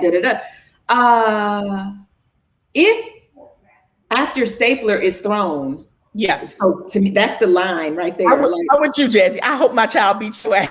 That's what I'm saying. And when I get up there to see about it, yeah. So what she say? What does Dr. Hadassah say? See. Did you throw the stapler at my child though? Okay. And you wonder why you got this gash on your shit? Like, what did you think was gonna happen? What if my child had thrown a stapler at you? He would be in handcuffs right now. He would be getting perp walked out of school. What is she saying? She succumbed to the heat of the moment. What is she saying? She lost her temper. She got fired. Okay, so we didn't put this on here, but Cortland was talking to us about this earlier before the show started, about another mom who was English is her second language, and she'd be called up to the school. And y'all have probably seen this video on social. She was called up to the school because her child had done something. Don't know what the child had done, but the principal was talking to her about it. She didn't really understand English is her second language, she wasn't very good at that. And so she's sitting there when the principal proceeds to have her child put his hands on the table, and she paddles her child. And the woman is terrified. She starts recording it. And apparently there's someone else in the room who's got their hands on top of the child's hands while the child is bent over, and is observing or participating in this paddling. And the parent is aghast and recording, doesn't really understand what's happening. Again, steam, again. You get home and you tell me, you say to me in Spanish, you tell me what happened to our child at the school. We're going back to the school. Some shit transcends language. And you putting your hands on my fucking child, I don't have to understand English to know that is not going to fly. And again, I have compassion for her, because even though she doesn't understand it, like you said, some shit transcends that. But imagine feeling, we don't know her status, her documentation status. Yeah. We don't know any of that. And she probably felt less than empowered. She probably felt like, what do? I have no advocates. I have nobody here who can help me navigate. You know what I mean? So. Well, you know what I have? I have a key and the knowledge of which car you drive. Yeah. I have some things that I can do that can't be traced back to me. And I know some people. And I have some cousins who don't give a fuck about their legal status that will burn your shit completely down. Okay? Yeah. Yeah. So, yeah. And I'm with you. We don't know, what that, but it's just like the principal knows that about you. And that is why she felt that she could put her hands on your fucking child. Yeah. This is the day. Yeah, this is the day somebody put their hands on the principal. This is the day. This is the day. This is the day where I'm about to test the U.S. legal system. Yeah. This is the day I'm writing my lawyer's name in Sharpie on my arm before we walk back up to the school. So y'all know. Yeah. This is the day, because I think the principal was Black. So this is the day when I see which one of us goes down. Because somebody. Bitch, you done lost your mind. Somebody. You done lost your mind. Lost. Okay, right. Cousins who don't have socials. That's what the fuck I'm talking about, right? Exactly. That's it. Off the grid. Off the grid. Black bag operation. Yes. Speaking of black bags.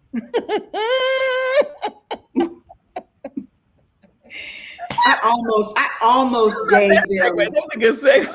I almost gave them some production, because I'm just gonna first shout out the headline from Bossa. You know they win every time.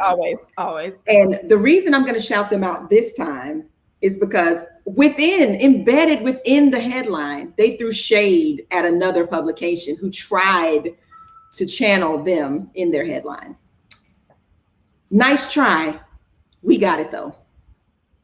Ashy oncologist, Dr. Umar Johnson, and chauvinist charlatan, Kevin Samuels, battle for broadband supremacy in Shamlee's Pretenders, Indignity War.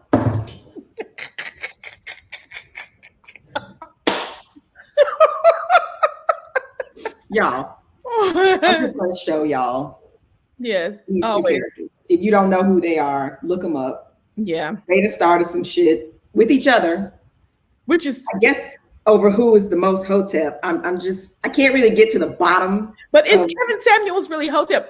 Dr. Umar is, woke tep. He is completely, but Kevin Samuels just, he's on a different, it's equally as offensive, but it's like some old, just generally women submissive, maybe even on a biblical type level shit. Yes. I know. So let me just read the article that Bassett put forth. Mm-hmm. Both Dr. Umar Johnson and Kevin Samuels are probably the two biggest titans of turpitude on Al Gore's internet. One is a Pan-African child behavior clinician who is building an invisible school, and the other is a relationship expert who appears to be birthed from a malevolent masculinity menage a trois between Steve Harvey, Puff Daddy, and washed up Calvin Klein model. Oh, shit. Yes, these cohabitant sides of the same coin are beefing, and it's essentially the Godzilla versus King Kong of online shenanigans. Here's how it began. Dr. Umar posted the following subliminal message on his Instagram page. There is a growing beta male YouTubian community that is creating a sector dedicated to slandering and criticizing Black women who don't emulate Eurocentric standards of beauty and success. Unfortunately, many sisters have become prey for these coons due to an unconscious need for male validation. Black women, you don't need a man to validate your worth. That's what Dr. Umar said. Now, he didn't say Kevin's name, and in all fairness, there are a lot of fugazi-ass YouTubian relationship gurus, just like Kevin, who could wear this exact same sentiment like it was a bespoke three-piece suit stitched on Seville Row. Later, Umar would proceed to double down on his earlier sentiment during a live stream that was recorded in the video below, and the live stream is comic gold. Again, Umar didn't say Samuel's name. However, we don't believe for a second that he doesn't know Kevin's long history of insanely ignorant insults toward Black women. Even if Umar wasn't referring to Kevin during his rant, Samuels wasted no time sliding those self-hating Gucci loafers onto his feet to do the clap back shuffle. Yeah, we can't say exactly what the root, because that's who tried it with the headline of the bitterness is between these two distinguished D-bags. But if our timeline has taught us anything, it's that there will likely be some great GIFs and memes to come out of this absolutely bottom shelf broadband beef. However, if you let Dr. Umar tell it, there's no beef. Yeah. Can you share where I just put the link? Can you share it on the screen just so somebody can screen cap if they need to? There you go. That's to the headline on Twitter. Listen, this is why I stay on Twitter. Okay. It's the entertainment. I come for the headlines, stay for the entertainment. There you go. Okay. The Olympics have chosen violence. I mean, yes, but okay. Here's my issue with it. The Olympics have said you can't wear Black Lives Matter apparel. So yes, they've chosen violence, but they choose violence in saying you can't make any political statements. And that's what they say. You can't make any political statements. And I think that when you have a bunch of countries, they're representing a bunch of people that are representing their country, I say, why not with the political statements? But anyway, so that's what I'm saying. I don't know that they have chosen, I don't know if I agree that they have chosen violence. They've certainly chosen chaos, but I don't know that maybe that's a better word. They've chosen chaos. Because they say no one can make any political statements, but that includes Black Lives Matter. Yeah, we'll see. Yeah, I know. We'll see. I know. We'll see. I find it interesting that they didn't say all political messages are banned. Yeah, they've said it in the past. They just didn't reiterate it when they made this statement. And yes, no politics is fine by me. The Olympics should be apolitical. They never have been, but they never have been. Can be. It's always been something. Because if it was apolitical, we wouldn't have had the boycott. Thank you. That's what I was we wouldn't have had, Hitler at the games when Jesse Owens won, and all the ooh shit. Right. Wouldn't have been any of that. Necessary. Those political moments were necessary for visibility of the struggle. So those political moments were necessary. And so that's why I say, like, if you had said, we're trying to keep this as apolitical as possible. So no messages of any sort. The BLM folks are not idiots. And so, then you are choosing chaos by coming out, because you've been told, you've been warned. That means that means everybody.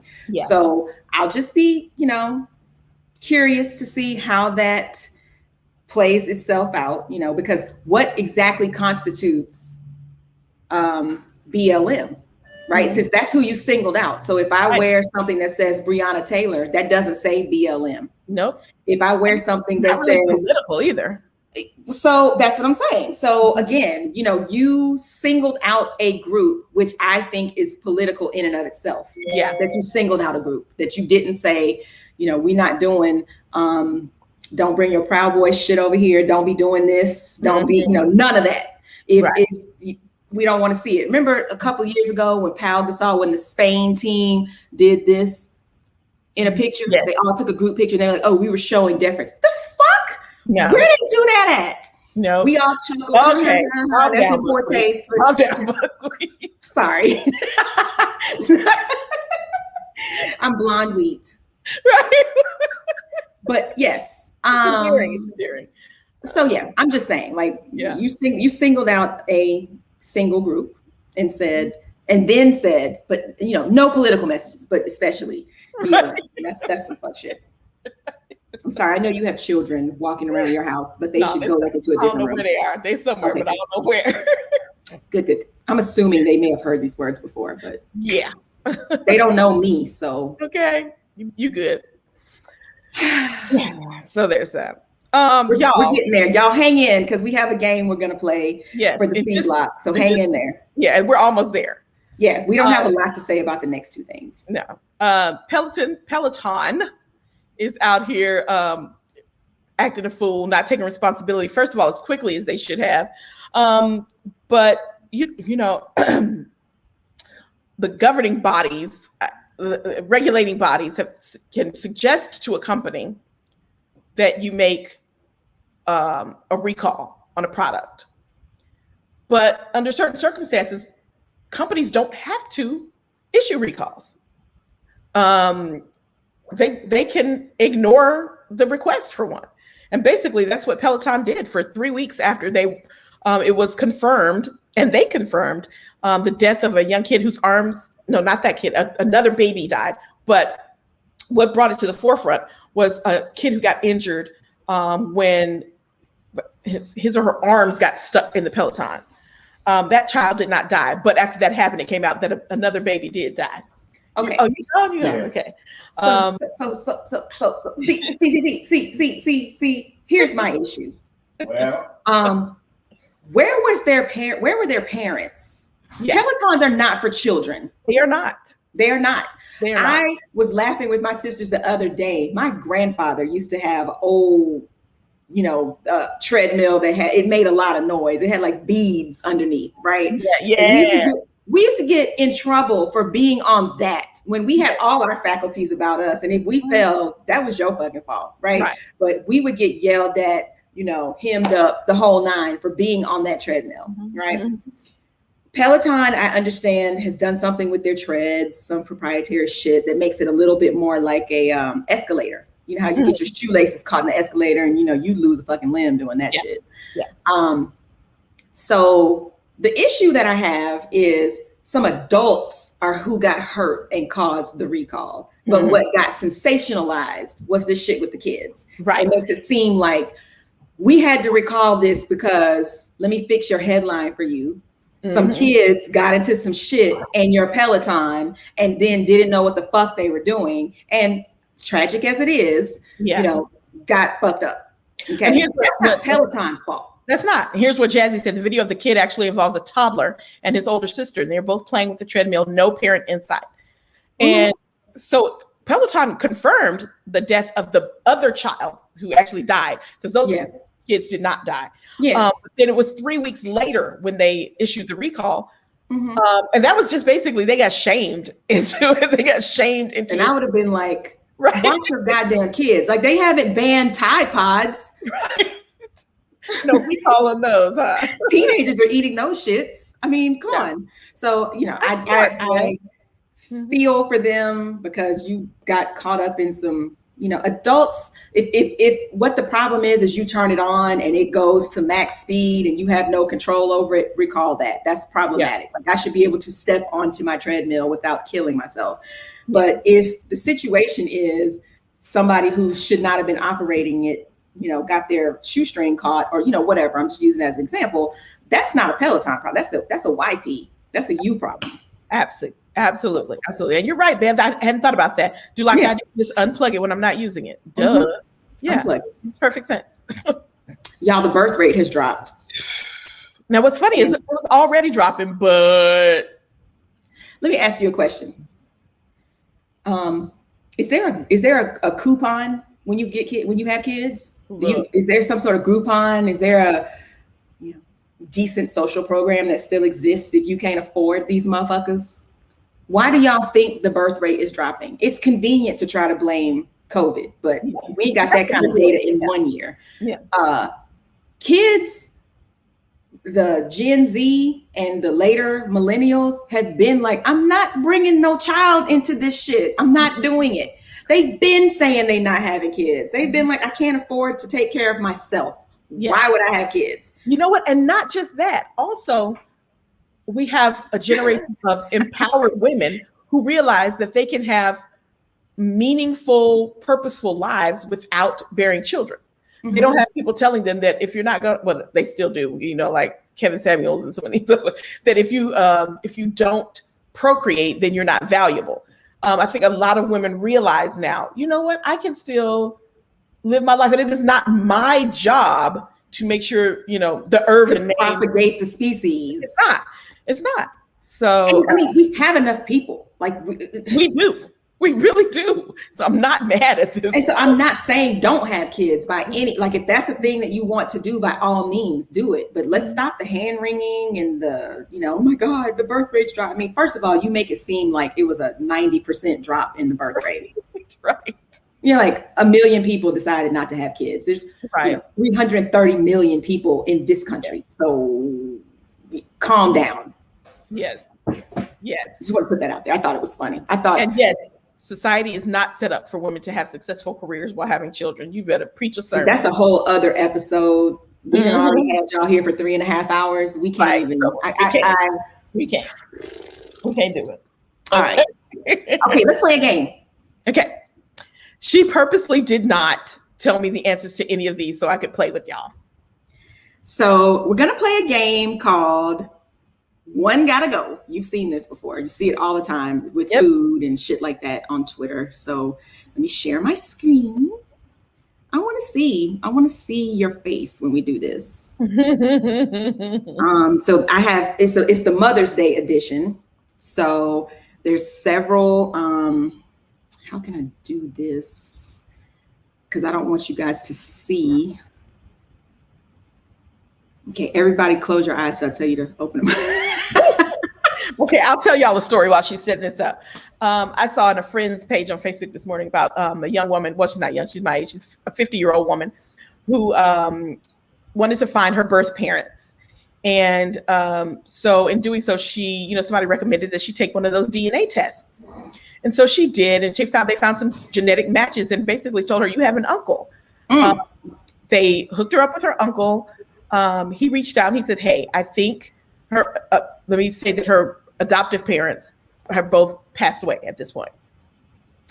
She got on the phone with this guy and she said, hey, I think you may be my uncle. Here's what happened. I was born on this date and this year. I was told that my mother was 18 and she couldn't take care of me. My adoptive parents told me that my mother loved me so much that she gave me up so someone else could take care of me better. And they told me that my mother went on to Hollywood so that she wanted to be a star. And he was like, you are my niece. They talked for a while. Eventually, they hung up the phone, and 5 minutes later, the phone rang again. She answered, and she says, are you my daughter? And the daughter says, are you my mother? And they talked and realized that, the mother had been looking for her for years, said that when she had the baby, they put a cloth over the mother's face so she never could even see the baby. And come to find out that her mother was a star on one of her favorite TV shows from her childhood. Shut up. Her mother was a star on That's My Mama. Yes. And she said she loved that show. She watched it religiously growing up, had no idea that was her mama. Oh, damn. That's crazy. Yes, right? I know. Okay. Right. Thank you for telling that story. Yes. So I have different categories of moms, and one got to go. You have to decide. And so part of it's layered because you got to know these shows sometimes. And if you don't know the show, just ask, I'll tell you. All right. So the first category is mother figures. So these are people who didn't have kids that we knew of, but they're mother figures. So you have to get rid of one. So we got, and I finally watched The Sound of Music for those of you who care. I watched it the other day. So homage. Here is, damn it, I keep wanting to say her real name, Julie Andrews. Maria, thank you. Maria, who was a nun at the beginning of the movie. And then Mrs. Garrett, and then Nell Carter. I had to take it back for y'all because, I'm of a certain age. I used to watch this show in real time. Give me a break. And then Aunt Vi. So one has to go. Put your numbers in the chat. Okay, so when y'all see Twofer, obviously it's me giving my number.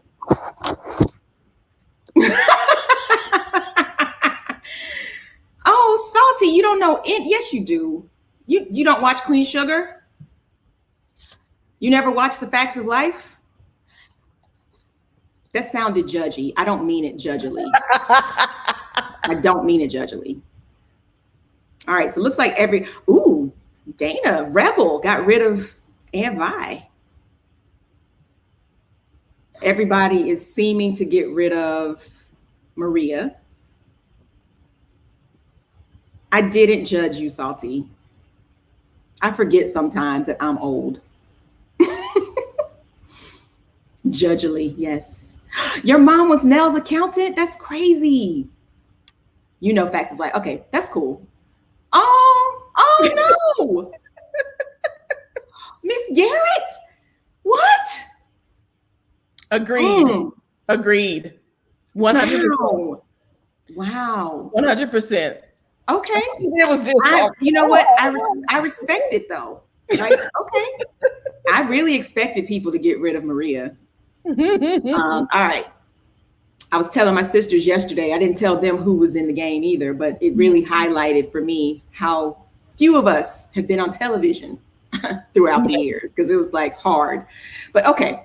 So next category, moms of questionable behavior. So we got Cookie, we got Peggy Bundy, we got Roseanne, and we got Maya from Scandal. So one got to go. Are we getting rid of the one who's the worst? You get rid of them based on whatever you want to get rid of them on. One of them has to go.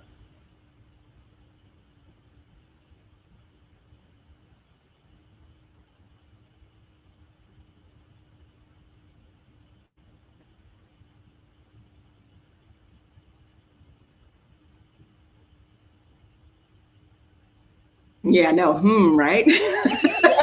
So Peggy Bundy was from Married with Children. Roseanne was from Roseanne. And there's both versions of her. So from the 80s, early 90s, Roseanne, and from the most recent. And if y'all watch Scandal, you know Maya. You can only get rid of one Mr. Star. One gotta go. Yeah, Roseanne is based off Roseanne. Yeah, when I made this question, I was like, I have a feeling. I love that Meta said 3 lots of times. Right, three, my lord, 3. Yeah, I said 3 based on her fresh, juicy racism. All right, did everybody answer? I see a 2. Peggy Bundy. Okay. Really all oh, I had almost forgotten about Maya. Like I had a different person in there, and I was like, Yes. oh, wait a minute. Mm-hmm. Yeah. I mean, she definitely got to go. But if I had to choose first, we getting rid of Roseanne. All right. Next category: moms with lots of kids. So we got Rainbow Johnson from Blackish. We got Carol Brady from the Brady Bunch. We have Joya Barris from Black as Fuck, and we have Kris Jenner from Keeping Up with the Kardashians. And she only gets in here because she actually has a TV show in addition to all of her real kids. But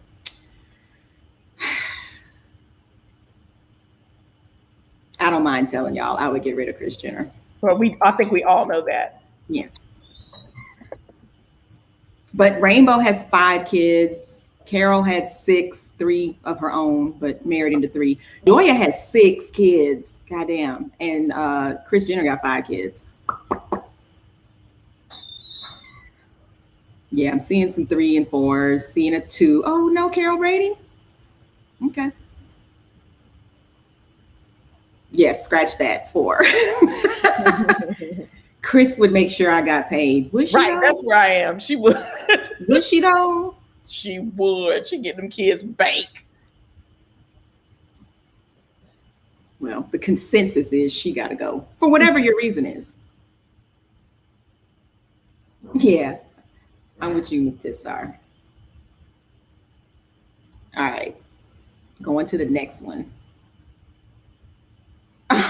Not 3 because she ain't love him like that. I like Joya. I mean, she was out there, but okay. All right. So I said 70s, 80s cool moms, but I don't mean they were cool like, hey, they were cool. They just were, kind of cool under pressure. So we got Elise from Family Ties. We have the mom. I don't even know. Does she have a name in A Christmas Story? But she helped Ralphie out that time when he was whipping somebody's ass and broke his glasses. We have Maggie Seaver from Growing Pains, and we have Samantha from Bewitched.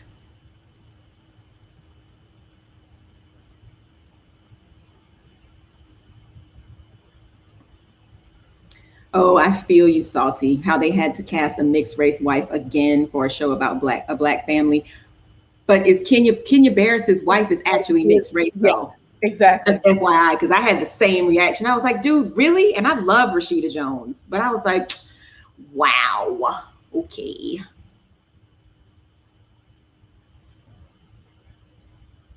All right, so somebody's throwing out Elise Keaton.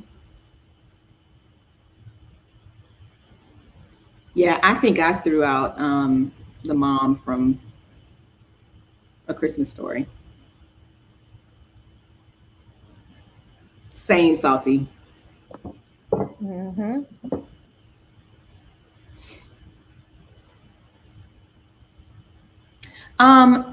Meta and Jazzy, didn't we have like a substitute teacher who was this woman's sister in real life? Which woman? Sorry, I'm on the wrong screen. Carol Seaver, Maggie Seaver. What was her name? Maggie Seaver. Joanna Kern is her name, but I feel like we had a substitute teacher at Main Street one time who was her sister. I don't know. She was like a swimmer or something, and that was her nom de guerre. I don't know. I might be making shit up.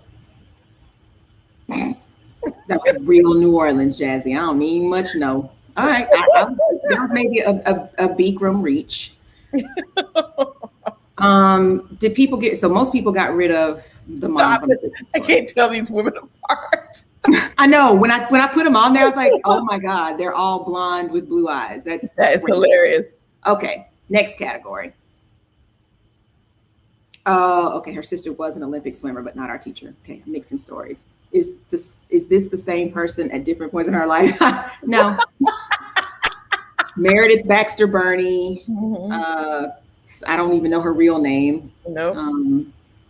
Joanna Kern, and what's Bewitched real name? No clue.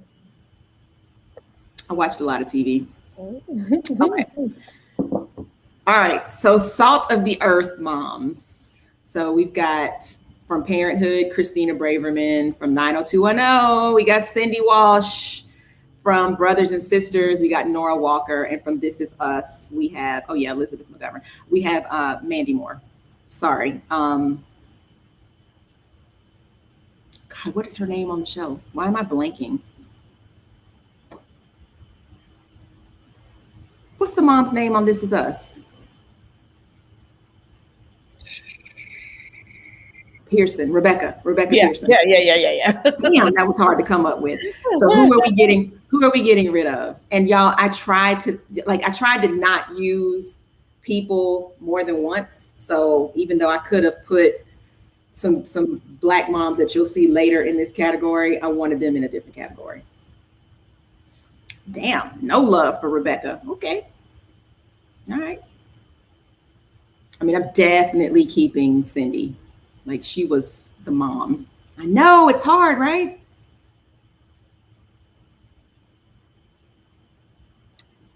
Well, you don't watch This Is Us anymore. But You that's didn't watch Parenthood. You didn't watch Brothers and Sisters? Okay. Yeah, I think I would get rid of Christina Braverman. She got on my nerves on Parenthood. She was like too self-righteous. Girl. Okay. Next category. Oh, you love Rebecca. Okay, because when you said she had to go, I was like, I'm confused. Okay. One, because she's the right. Okay. Single moms. Got 5 to choose from now. So this was Who's the Boss? Angela Bauer. And this was Ooh, I'm a Tell Mama, Mabel King. Yeah. And Meredith Grey and Lorelai Gilmore and Julia, which I never watched that show, but I couldn't resist putting Diane Carroll in here. She's the only person that will appear twice. Deb, you never watched What's Happening? She was the mama. She was Raj and Dee's mama. And also Eveline in The Wiz. She stayed whooping their ass in that show. Yes, she did.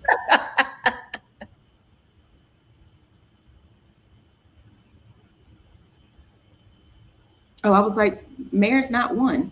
Right. Same, Grand Dame. Same. I was like, ooh. Yeah, but Meredith got some demons there. I don't know. Oh no. That she probably should not have inflicted on children. Right.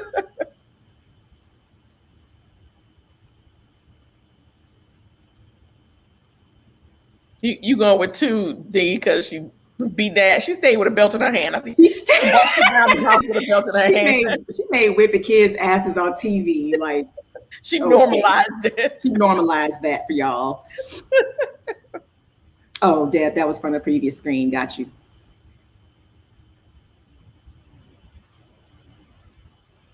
Yeah, I think I got rid of Angela Bauer in my mind. I was like, yeah. I mean, I love Who's the Boss, but yeah. Okay. Glam moms. So we got Alexis Colby, who didn't watch Dynasty. Did you watch Dynasty, Kay? Did watch Dynasty. The OC had Kirsten Cohen, and All My Children had Susan Lucci, who did have one child. She managed to have one. Mm-hmm. And not Dawson's Creek, what am I saying? One Tree Hill had Brooke Davis. They were pretty glam. Ha! DJ Metaspin said can't get rid of Angela. Ha! Angela. What show was number 2 from? The OC.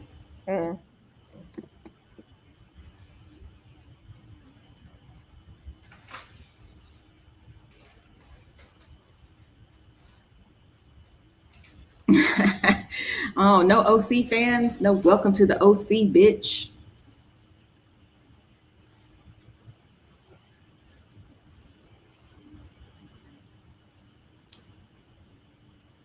Who else was Erica's child? Bianca.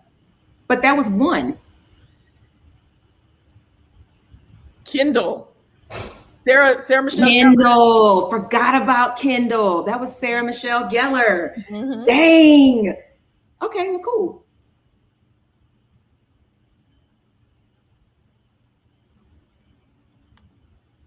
Forgot about, how can I forget about Kendall? Damn. Okay. Yeah, Kendall was older than Bianca because Kendall tried to fuck Bianca up a couple of times. Mm-hmm. Oh, okay. So who are we getting rid of? 4. Never watched the One Tree Hill. Okay, I wasn't watching long enough to find out that Bianca was gay. What? Mm-hmm. Yep. Sure was. Dang. Mm-hmm. Yeah, mad and wrong. Yep, I was. I'm secure enough to admit it. Okay. It wasn't Sarah. Sarah Michelle Gellar did not play Kendall. Yes, she did. You know I'm about to look that shit up. No, she absolutely did. We both said Sarah Michelle Gellar. She may not have been the last. No, she wasn't the last. But she definitely was. See. Detour. I don't even have to look that up. I know that. She was Kendall Hart. Mm-hmm. Mm-hmm. And then they changed it to that other chick. Yeah. The character was portrayed by Sarah Michelle Gellar from February 24th, 1993 to July 3rd, 1995. Okay, thank you. Appreciate it. Mm-hmm. Yeah. So, yeah, I was wrong about the number of kids, but I was not wrong about Sarah Michelle Gellar. Okay. Matriarchs. So we got Sophia Petrillo. Where are my Golden Girls at? Emily Gilmore. We got Ruby Johnson, and we have Lady Mae from Greenleaf.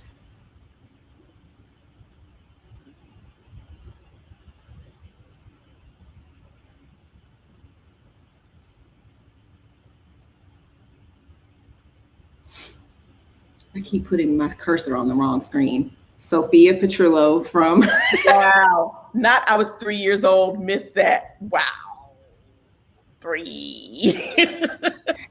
That was a burn. Wow. That was wow. Okay. Damn. Yeah, I kicked out Emily Gilmore. I feel like she voted for Trump. Yes, she absolutely voted for Trump. It was a toss-up grand dame between Emily and Lady Mae because Lady Mae was trife. But she had good one-liners.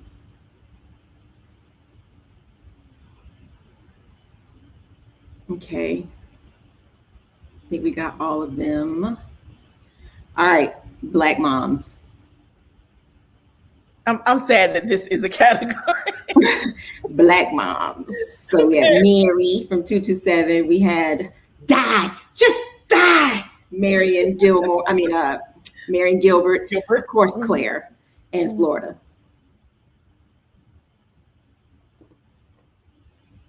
What was number one's name? Was it Rose? What was her name? Mary.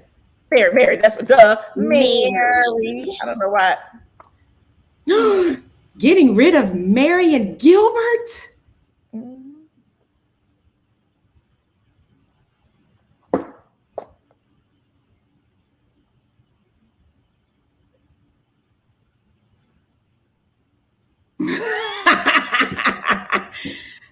Saucy, yes. Mm-hmm.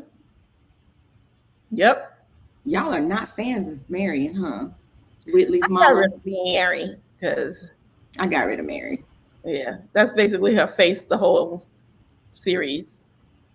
Yeah, I mean, and I don't know. She didn't impart any wisdom to me. I None. didn't watch the show for her. None. She did have Whitley fucked up, but she evolved. She did. And she was just fucking funny. Mm-hmm. Yes, she was. Woo!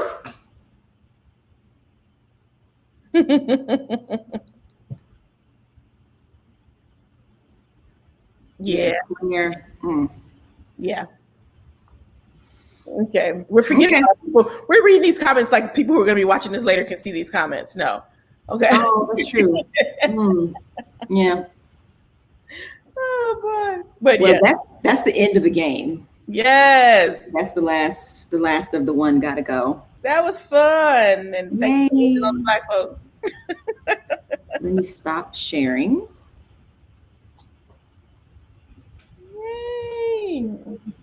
And also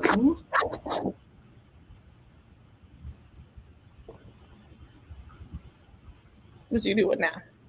Getting the slide back up of our partners. Of our partners. Okay, so while she's doing that, thank y'all. Y'all really hung in there. They didn't air those shows in the UK. Oh, yeah. Clutch for Purple. I know. I'm sorry. That makes me sad. I'm sorry. But thank you guys for hanging. This was a long one, but you guys hung in there. We want to thanks for your interaction. As always, y'all are the truth. We love hanging out with y'all on these Saturdays. Yes, happy Mother's Day to all of the moms and all of the mom figures. Y'all are dope. And thank you for what you do in the lives of young people. Yes. We want to ask you all to again follow us on all the platforms at Twofer Blog, and check out our actual blog where we are going to be adding some content that we keep promising. But let me tell you a little bit about our partners. As promised, 4 out of 5 Black and brown women are considered overweight or obese. We are going to change that narrative. Curly and Spiritually Fit is a place where Black and brown women can come together to take control over their health and souls. So big ups to Curly and Spiritually Fit. Melanin Mindscape, a blog dedicated to Black TV, Black history, and Black lit. All melanin, all the time. Creative Sippin', a unique and exciting paint and sip studio in Chicago. They offer a variety of different activities to partner with painting, such as karaoke and comedy. And a night at Creative Sippin' is a fun night out, a full night out. So you won't have to go find several things to do. Our studio is always BYOB, so your favorite drinks and snacks are always near. If you can't make it to one of their classes in the studio, hit them up for a paint party in a box and enjoy all the fun in the comfort of your own home. The Disrupting Balance blog and podcast platform uplifts women embracing the transitions and decisions in their personal and professional lives. Actionable strategies plus purposeful content equals winning. A life disrupted in your favor. Spiked Sweet Tea is a podcast hosted by April Nicole and Dina Haynes, 2 Black women who are from Atlanta, not Georgia. There is a difference. Southern hospitality, but spiked. They discuss a range of topics, including pop culture, current events, health, society, and even politics. Gluten-Free Black Girl inspires flavor and creativity in your gluten-free meals. Starting the journey to transition to a gluten-free lifestyle is challenging, but without representation, the frustrations grow. At Gluten-Free Black Girl, you'll find balance, comfort, and reassurance, making you feel empowered through your food. And then finally, Clay Botanics, handcrafted skincare blended with Ayurvedic and botanical ingredients to keep your skin and spirit feeling youthful and radiant. So again, we love all of our partners. It is our job and our duty to big them up, and we appreciate them for doing the same for us. Share our blog, share our vlog with all your folks that you know. Invite them to come. Invite them to our community. And we're going to do the same for you. If you want to partner with us, you know what to do.